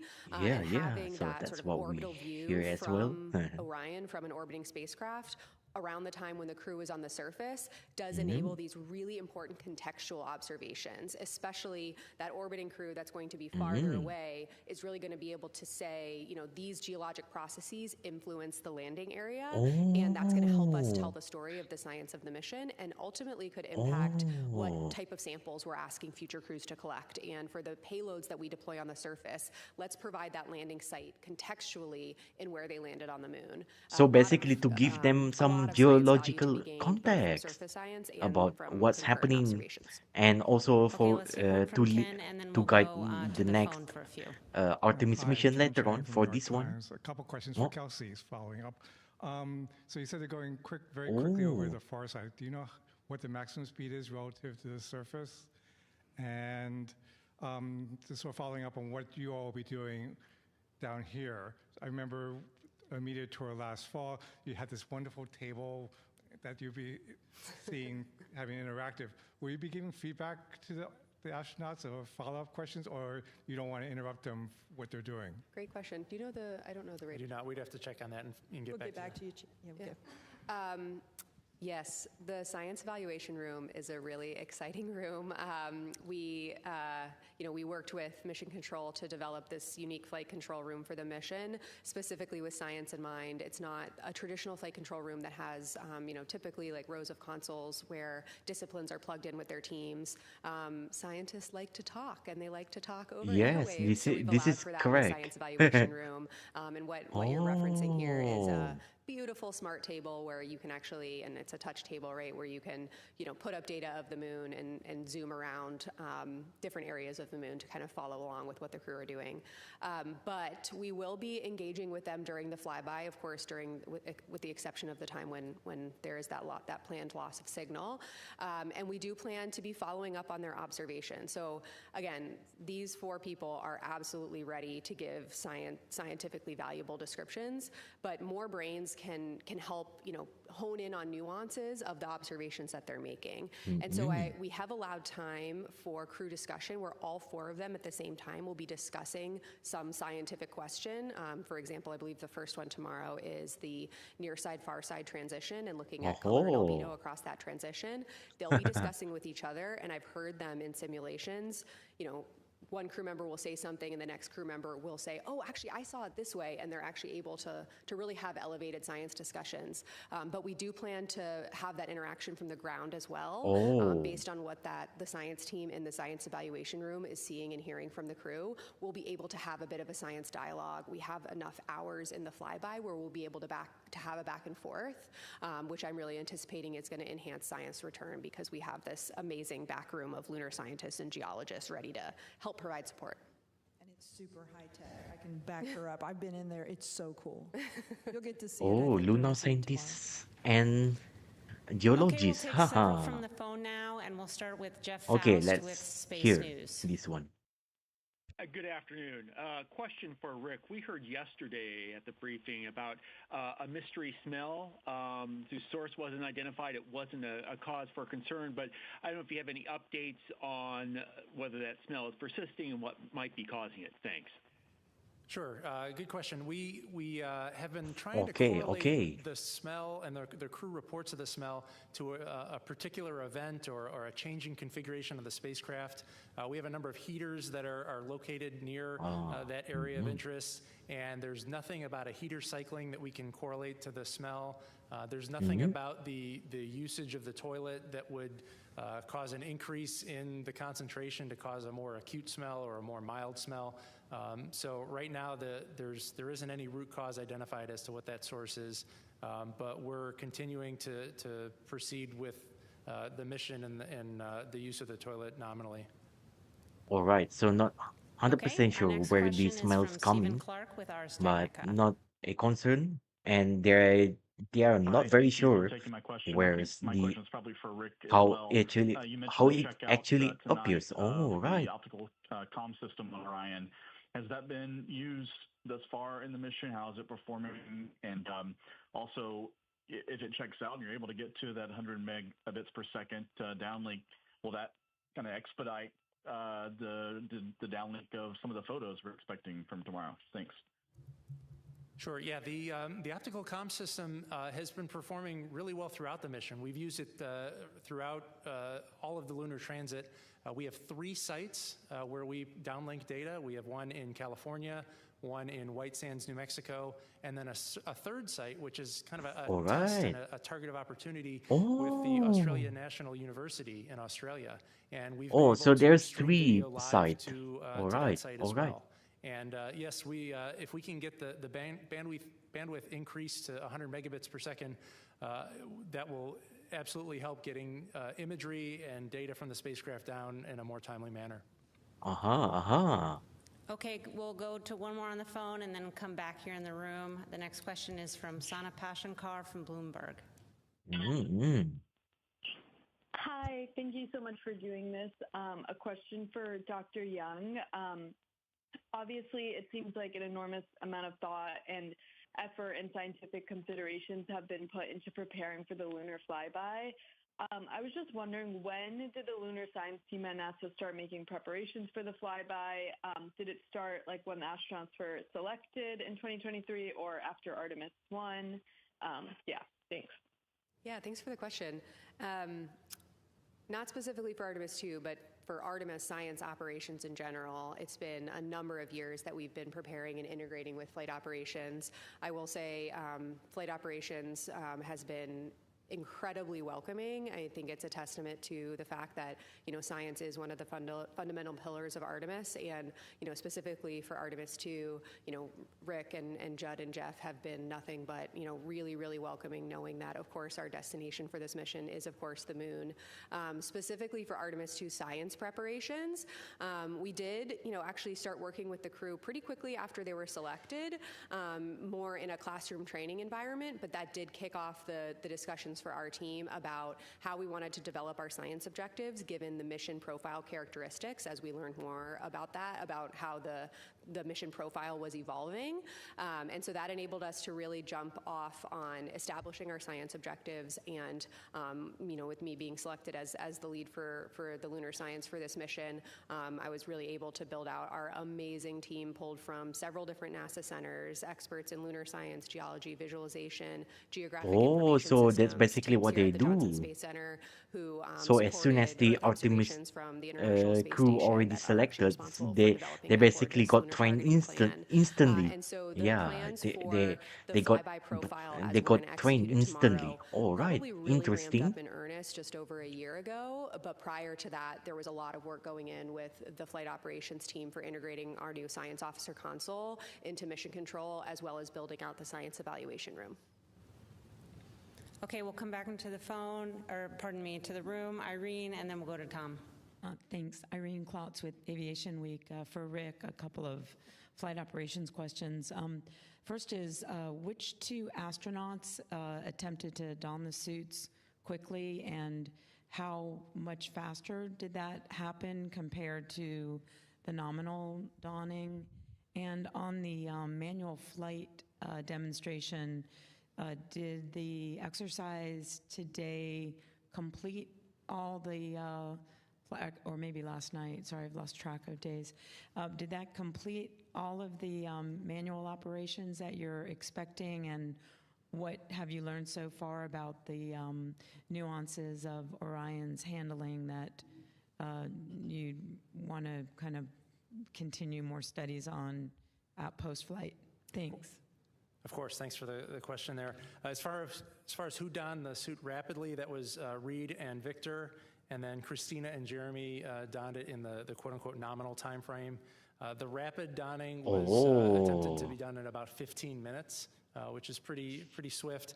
And Okay, again, that 15 corresponds with the time minutes. that Okay, Orion has to 15 feed minutes the leak for and donning maintain the cabin suit. pressure All right. before we can get The the crew ox suit. safely in a Yeah. pressurized environment. As far as the manual piloting Actually that we have left, we pretty have nominal and another test pretty fast, on Wednesday. and pretty That will timely as be well in to the don cruise to don afternoon, the suit. after All they right. build the radiation shelter.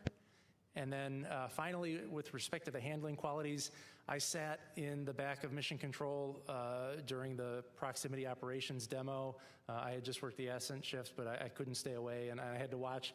And it was pretty spectacular to watch Orion pretty much stop on a dime. You know, Victor would deflect the hand controller, release it, and you saw the ICP, the video of the interim cryogenic propulsion stage. You'd see it move and then just stop right on a dime. And so I would say we've got some pretty well-engineered control laws on Orion.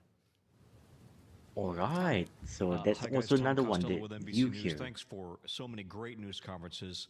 I have just a basic question with, I don't know, the PhD in rocket science. Can you explain for the audience how it is that when it goes into the moon's gravitational pull, and then when you come around the other side, the Earth's gravitational pull can take over or becomes stronger? You help me understand that, and that would be great. And then second of all, can I just confirm with you the photographic number of targets you have, and how many photos you expect to take? Sorry if I missed that. Okay, very great I'll question. take So a let's swing at the hear orbital this one. mechanics here. So the translunar injection burn essentially raised our apogee, the height of our orbit above Earth, to a point where we target it such that the moon will, as it orbits Earth, we kind of intercept the moon and we allow the moon's gravity to take over. And then because we're not entering into lunar orbit, we coast past apogee relative to Earth, and we start Basically a lunar, gravitational sphere. All right, gravitational influence sphere. As for targets, I was just going to add one more thing to that, is that as you enter, as we talked about, the stronger influence of the moon's gravity, we're out at some distance, and so when it starts to pull on us, we go into a circular kind of an arc around the moon, and that kind of slingshots us. You can imagine a slingshot around, but then that kind of starts to overshoot and come back, and then by the time you might go somewhere else, we're now pulled into Earth's gravity again, right? So it starts to pull us back. So it's the interplay of those two gravity fields that about the space-time.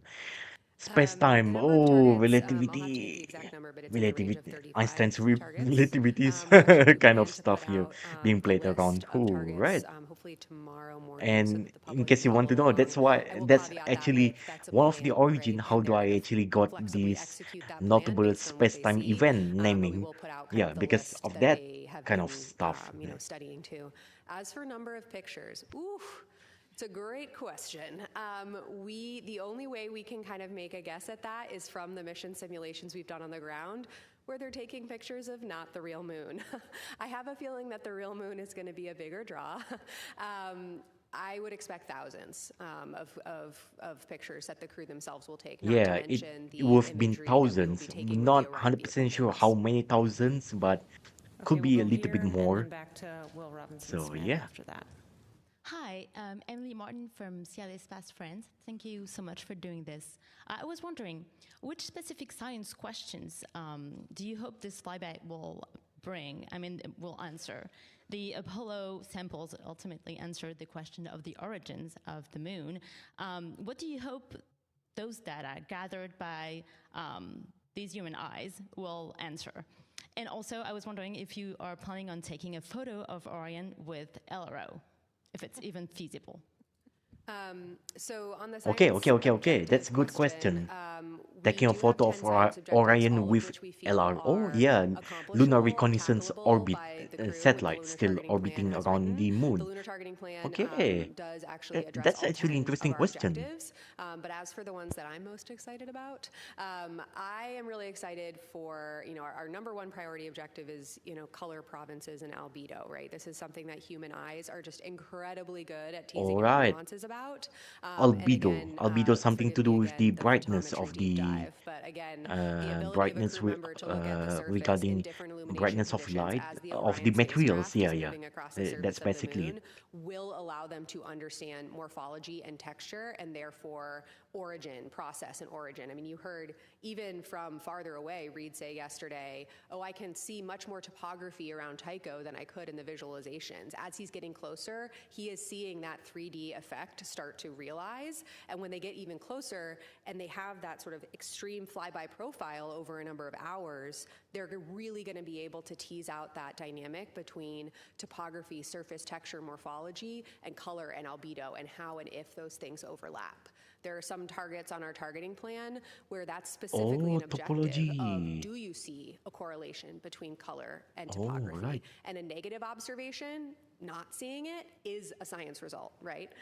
And so we do really focus on this unique profile that this mission has. I think we've gotten the question, well, you're so far away, what can you even do? That's actually an asset for our science objectives. They're going to have this whole disk view, and the rate at which they're moving and the illumination changes that they'll experience in several hours enable our science. They don't detract from it.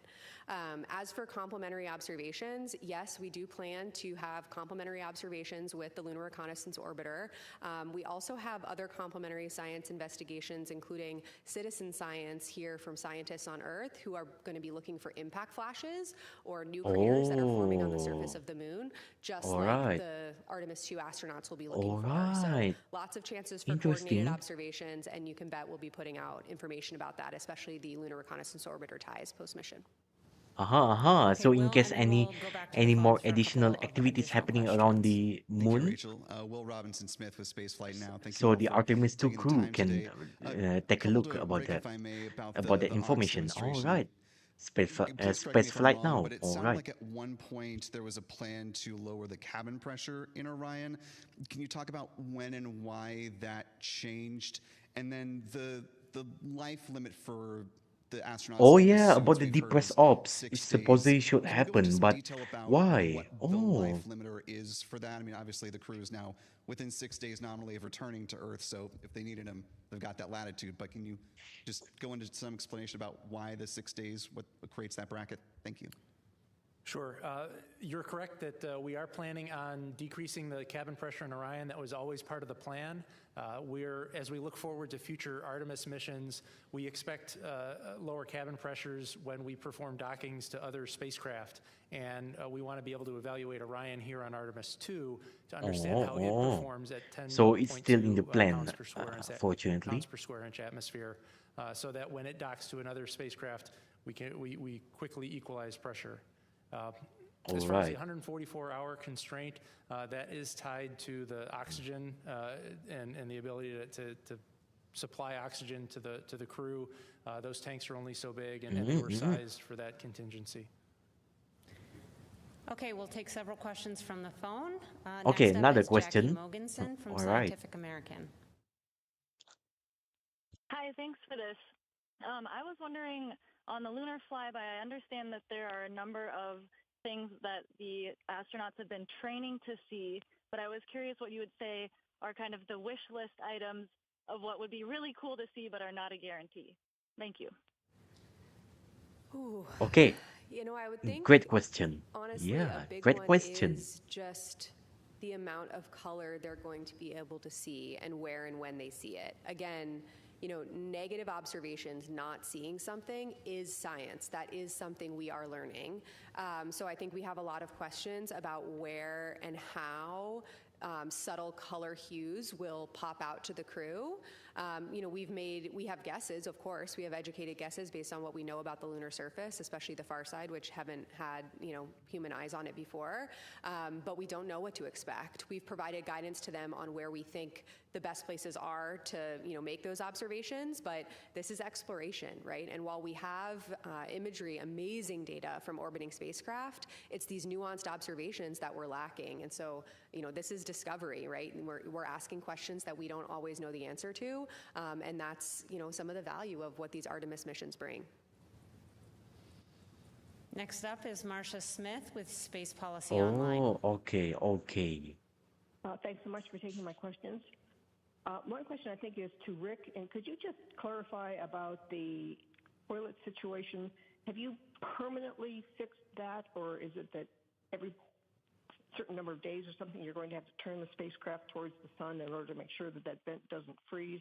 And this is a permanent solution for this mission or for all the future Orion missions? Could you just clarify the situation on that? And on a completely different front, I'm just curious to Kelsey and to Lori, maybe wearing your planetary science hat. So when you have the astronauts looking at the far side of the moon and seeing them with their eyes, which LRO can't do, is there any chance you're going to spot something there that is so fascinating that it's going to change maybe plans for CLIPS missions or something, to send CLIPS missions there to investigate? What do you think the odds are that you'll see something that you really didn't expect? All right. Well, as for the first part of your questions, there are no liens against use of the toilet. The crew members are able to use the toilet, but we are still trying to figure out the wastewater vent line problem. It's kind of a complex engineering issue when you expose a liquid to vacuum. It's a pretty chaotic environment, and there's a lot of theory and All textbook right, so work done when you assume it's pure water being exposed to a okay, vacuum. so they can use the But when you toilet, introduce but the the variable of it wastewater being vent line wastewater, it's a bit There's other problematic to be complex used because phenomena that of, we don't quite yet like he understand said, that are factoring into that vent like he line. said, because of And the so, how but we're still liquid are working through that. interacting on This the is a good opportunity microgravity, to or learn basically now on a no shorter mission. zero G And, at this you point, know, if zero changes gravity. are needed to We be are made to not the really sure spacecraft, we have opportunities before Artemis how III to it make those changes. entirely works, but this is it. Kelsey answer the question about if you think we might see something surprising. Rick, do you want to do it? No.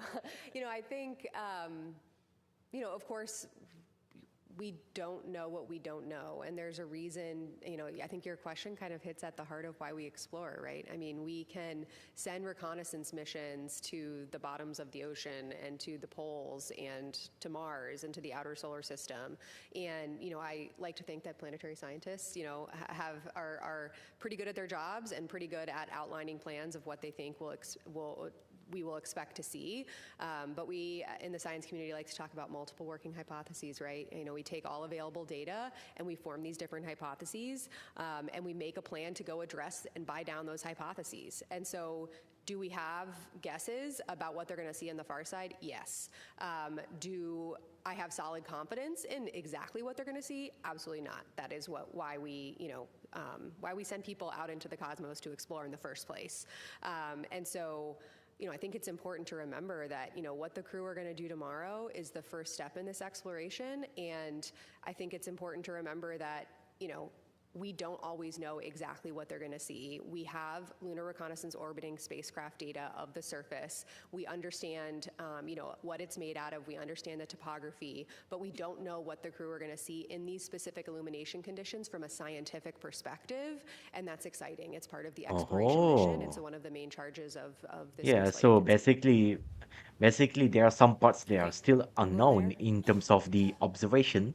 Yeah, moon observation, but well, that's why Thank it's you, Rob interesting. Pilot, Astro Magazine. All right. This is drilling in a bit, so I apologize if I'm peeling the onion too much. This is for Kelsey. You know, during Apollo, if you look at interviews with some of the geology backroom guys, they were operating almost entirely from audio, and the video was really of low quality. So now that you've got this spectacular video imagery coming back, do you think you'll have a real-time feedback loop of evolving science targets while they're doing the pass behind the moon? Thank you. My goodness, what a good question. This is going to allow me to Okay, nestle into okay. my happy place of That's science good. operations. So the answer to your last question of if we will have targets evolve over time, the answer is, you know, for tomorrow, we're likely not going to be, oh my gosh, scrap the back half of the plan and add in all of these new targets. However, in looking to the future, as Lori commented on right at the beginning, for future missions, when we have longer stays, both in orbit and on the lunar surface, that longer term presence will enable us to flex the plan and enable and empower the crew, you know, of course, within the requisite safety constraints, to audible scientifically about the types of samples and the types of observations they're making. And so tomorrow, the science evaluation room is going to have that future in mind, right? They're going to be listening to what the crew has to say, and they're going to be passing up follow-up questions. And, oh my gosh, we heard you notice Grimaldi. That was not one of your targets, but what you just said was amazing. While the viewing attitude still permits, could you provide some additional words? That is absolutely in scope for tomorrow, depending on what we hear from the crew. Your question also gives me a good opportunity to That's share with you interesting. all what tomorrow is going to look like for those of us watching here on Earth. We will see video streamed from the Orion vehicle cameras. So we will kind of see the moon at the distance that, of course, the crew can see it at. We will also, at times during the flyby, go kind of on board with them the way that we have been experiencing the last few days with that interior camera. Although, I think I mentioned this yesterday, it's going to be very dark in there. So it will not look as crisp and beautifully lit as a lot of the footage that actually Lori and Rick showed earlier today. But it will give you a sense of being on board with them. And then you are not going to hear them all the time during the flyby. You will hear several times an hour a status of how they're moving through the lunar targeting plan and giving some descriptions. Those science sit reps, as we're calling them, will not come from the prime crew that are at the windows at the time. It will come from one of the two crew members who are not, you know, plugged into their crew tablets and really down and in on the observations. It will be a third person coming to an additional window to make those descriptions. So you'll see the streamed video, you'll hear from them several times an hour, and then as soon as we can after the flyby ends, our team will be working as a part of the flight control team to get those downlink requests in quickly so we can get all the audio down and get as many images as we can overnight and then throughout the rest of the mission. Okay. Hi, Lisa Grossman from Science News. I have two questions for Kelsey. One is, I'm glad to hear that the target list is going to be made public tomorrow. Is Okay, that so another one cool here. user Let's interface see, thing that listen you in. shared an image of earlier going to be made public at any point? We're working on how to archive that for the public after the mission. We're not going to be able to do it within the mission, but it is such a big part of lunar science in this mission. And, you know, for those familiar with the Science Mission Directorate, you'll know that, you know, we take very seriously the charter to make every every data set relevant to lunar science accessible to the public. And we have a charter to do that for this mission within 6 months post-mission. And so we will be working hard to identify how we can get this tool out to the public, given its criticality for lunar science. Thank you. And then what phase will the Earth be in during Earthrise? So what they will see on the Earth is Asia, Africa, and Oceania. And so for anybody listening here who is in Asia, Africa, or Oceania, you can look at the near side of the moon at the exact same time that the crew will be looking at the Earth. For those of us not in those places, we can go out later and still see the same views, but for those in Asia, Africa, and Oceania, know that the crew will be smiling down on you around Earthrise and Earthset. Oh yeah! I hope I can do that. I can look it. If there's moon, I would like to smile at them and say hi like that. I don't know. What's the closest I don't know. distance to the moon? Earthrise, I've heard and 4,000 it's for miles. them. And Yeah. the total, the illumination for the far side, is it about 20% tomorrow? I forget the numbers. And it also, Dr. Young, take off your science hat for a moment and wax poetic about the fact that tomorrow astronauts are going to be flying around the moon for the first time in so long. So I'll take some of your first ones here, Marcia, and make sure I get them all, so let me know if I miss some. So a little before 2 p.m. Eastern tomorrow, we're going to pass the Apollo 13 distance record by humans, and that record is 248,655 statute miles. That's when we break the record. And then tomorrow evening, around 7:07 p.m. Eastern, we will reach the farthest distance from Earth at a distance of 252,760 miles. That's 4,105 miles farther than Apollo 13. You asked about the percent of illumination. My recollection, it's close to like 21%. Yeah, the caveat there, though, is that that is the percent of the far side that is illuminated at closest approach. So when they are closest to the moon, they will see 21% of the far side. On their approach, as you saw in that visual, they will see the full disk. It will include a big section of the near side as well as that section. Right. So when they are approaching the far side of the moon, illumination will be 21%. Degrees that's illuminated as far as All right. far side. Yeah. Thanks, Kelsey. Yeah, I think it's at closest approach, it's 4,070 statute miles. Mm-hmm. Yeah. And then do you want to wax poetic? Oh my gosh, of course, always. I mean, first of all, I will be on console tomorrow, so I will be locked in and fully in operations and execution mode. But, you know, sitting here today, the day before the flyby, you know, I was a kid who loved to play outdoors, and I was a kid who loved to, while playing outdoors, look up at the sky. Being outdoors and exploring the environment around me was a massive part of my childhood. I'm the mom of 2 young kids, and my youngest is right in the phase now where she looks up at the moon at night and just screams moon every time she sees it. She just stops what she's doing and points up and yells moon. And it really just, I do not push her to do this. This is a natural instinct. But, you know, I think it goes to show that people all over the world connect with the moon. This is something that every single person on this planet can understand and connect with. Of course, I'm focused on my kids in my house, but I know that people all over the world have their own sense of connection with the moon. Specifically, also, we will get an eclipse tomorrow, and I think everybody on Earth, or a lot of people on Earth, have connections to partial or full solar eclipses. I'm wearing my eclipse earrings today. We're approaching the 2-year anniversary of the 2024 North American eclipse, which was actually the same day that my daughter was born. So I have a lot of emotions, to be totally honest with you, wrapped up in this mission and the specific timing of this mission. And I think my overwhelming takeaway is just, yes, I'm a geologist and a planetary scientist, and I have worked with this group for so long, and I know that the data we will get back will inspire the next generation of So scientists these and two explorers, earrings that but it will she also bring actually the moon closer and unite all wearing of right us, now where we is can actually have the this tangible symbolism touch point to the moon and what we're going to for be doing the 2 years tomorrow. anniversary And so as a scientist and as a mom and as a since citizen the of this planet, solar I'm eclipse really that looking happening forward to around the tomorrow. North I hope all of America you are as region. well. All right. Well, that's a wonderful That's way to actually conclude. pretty I want to thank our pretty neat. participants for being here today. A very We're going to neat go ahead and pop up onto representation. the All screen right. a graphic showing all the events for tomorrow. Okay. Our special Okay. coverage begins at 1 So p.m. this one is in Eastern and Eastern time, extends into the evening. just 12 Thank you for hours joining us behind today, us. and you can follow the All latest right. mission updates on nasa.gov. All right. All right. So that's it. We can. So we've already finished that part. All right. Nice.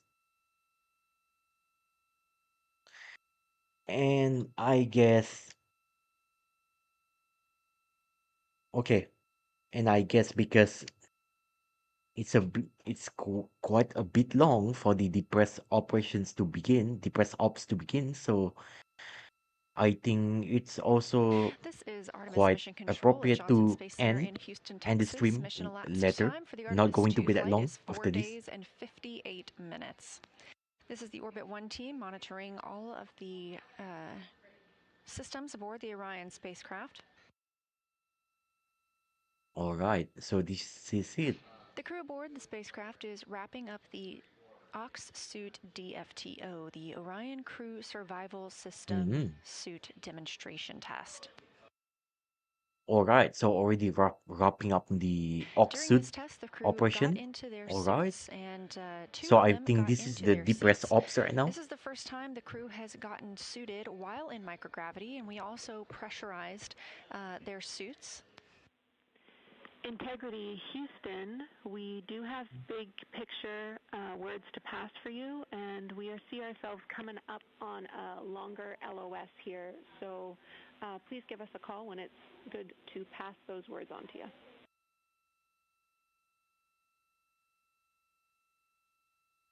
Okay, we're just getting out of suits, so go ahead now. Now's a good time. Okay, I'm going to roll through this list with you. We have turned off the CamCap 3 because we suspected that you were suit doffing. We also don't have the HHP camera. We wanted to let you know that at our last check, it was still connected to the encoder, but it looked like it had been bumped. So we don't have that picture. We want you to check it when you are ready, aka done with your doff. Automatic cabin leak detection is enabled again. And on your timeline, we have canceled your burn conference and taken care of preliminary targeting for OTC-3 burn ops from the ground. We want you to continue your suit doff and your closeout of this procedure and look after yourselves, especially around midday meal. We also want you to know that there will be a data transfer activity for Reid in the afternoon. It's called Flywheel Excel Data Transfer. That is deferred for today. Oh, flywheel Excel data that transferred. All right. Another one that we are going to see that, but I'm not going to cover after that. Because of course I do need a bit of rest again before I continue my day. All right. So, all right. So,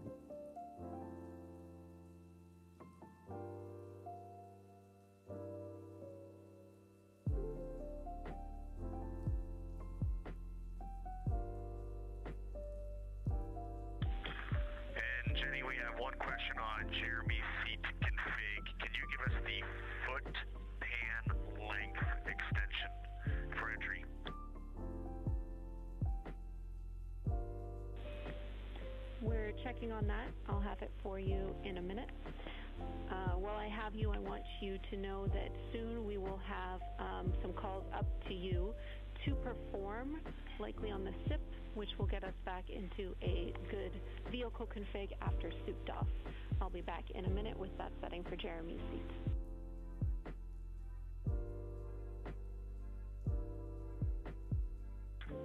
Okay, we'll wait on your call for the SIP switches.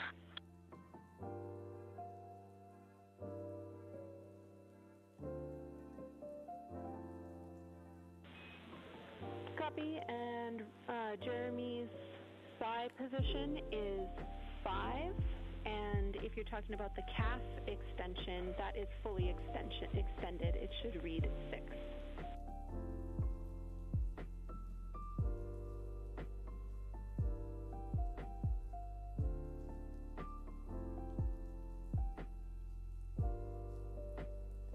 All right, Jenny, he's got that seat configured. Thank you.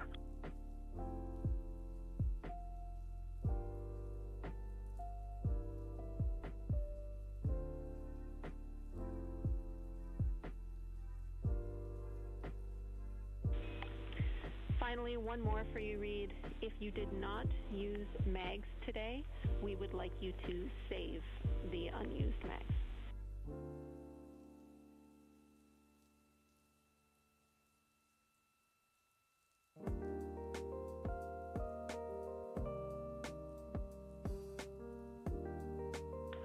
Okay, 3 out of 4 will be saved. Thank you.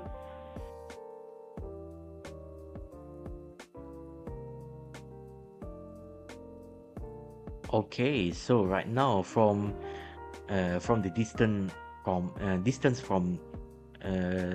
Orion to the moon itself, it's Orion spacecraft itself. It would be around, let me see, it would be around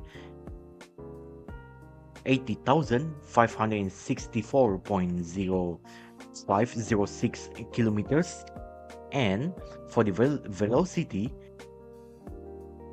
currently velocity of the Orion Integrity spacecraft is 2,365.75 kilometers per hour. So that's basically the velocity, and distance from Earth is 20. Okay, let me search this. Okay, around 363,331.67 kilometers from distance from Orion Integrity spacecraft to the Earth. So basically that's it. That's that. And I guess maybe it's also a good time for me to wrap up the coverage as well, because I do need to get myself to be prepared, and also to take a little bit of rest before finally doing my kind of job. Not really kind of my job. I need to go to university, need to go for a class. So that's that. I believe this is already wrap up the coverage for today. The crew is these 4 astronauts, Reid Weisman, Victor Glover, Jeremy Hansen, and also Christina Koch. They're currently on the way to the moon, and they are now on the way for the depressurization. They are on the way for to completing the depress ops for the ox suit. Ox suit actually stands for Orion Crew Survival System. They are wearing the orange space suit, so that's that. We're checking on the secondary line. And yeah, they are still okay, and they're still looking about the toilet, if they can use it and whatnot. Okay, and I believe rather than extend this stream too much, I might as well just wrap it up in this coverage. So thank you so much, everybody. You are go to use the secondary line for dumps. Okay, using the secondary line of the toilet, apparently. Okay, sounds good, and we'll reconfigure the cut before we do that. Thanks. All right. So that's it. Affirm. Thank you. Okay, so that's it, everybody. Thank you so much for watching. Maybe rather than cutting to here, I'll just let you guys look at this. So thank you so much, everybody, for watching. I'm Daniel Suguwa, your host today for the Orion Integrity spacecraft of the Artemis II crewed moon mission. This brief update, day number 5, and that's it. We are not going to be that long, and we're going to sign off. Everybody, thank you so much for watching, and have a great day. Goodbye and take care. And yeah, I'm going to turn off this VC face, so you're not going to see my my animation for now. So bye bye. We are going to turn this one by one. Turn this off one by one, so you shall see that.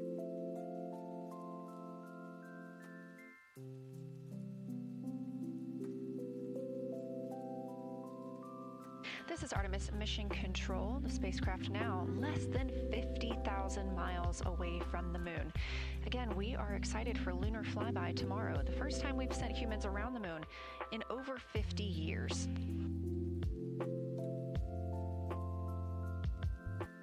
So far today, the crew has completed their Ox suit demo. That's the Orion Crew Survival System suit demonstration. The Ox suits are what the crew wears during launch and re-entry for the spacecraft. However, they also have the opportunity to put these on in the event the spacecraft were to be depressurized. Of course, that's not what happened today. This was a test of these suits ahead of future missions. Everything conducted today helps us prepare for future Artemis missions to the moon. The crew is currently inside the cabin getting out of those suits, and so we are not showing those cameras at this time to allow them some privacy. But they are reconfiguring the cabin following that test.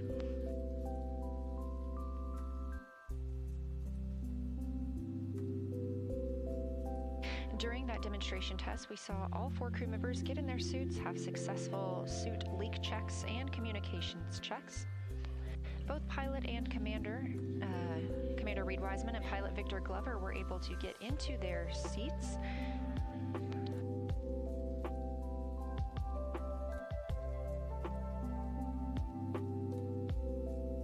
And again, they are now reconfiguring the cabin and taking down the portions of the seats that they had added to help with this task. The crew will soon be moving into their midday meal period, and then later this afternoon having the OTC 3 burn. That's outbound trajectory correction 3.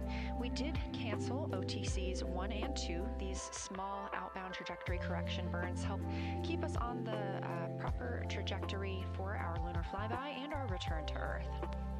The team does intend to execute today's flyby or outbound trajectory correction 3 burn. These are small burns using the reaction control system thrusters on Orion.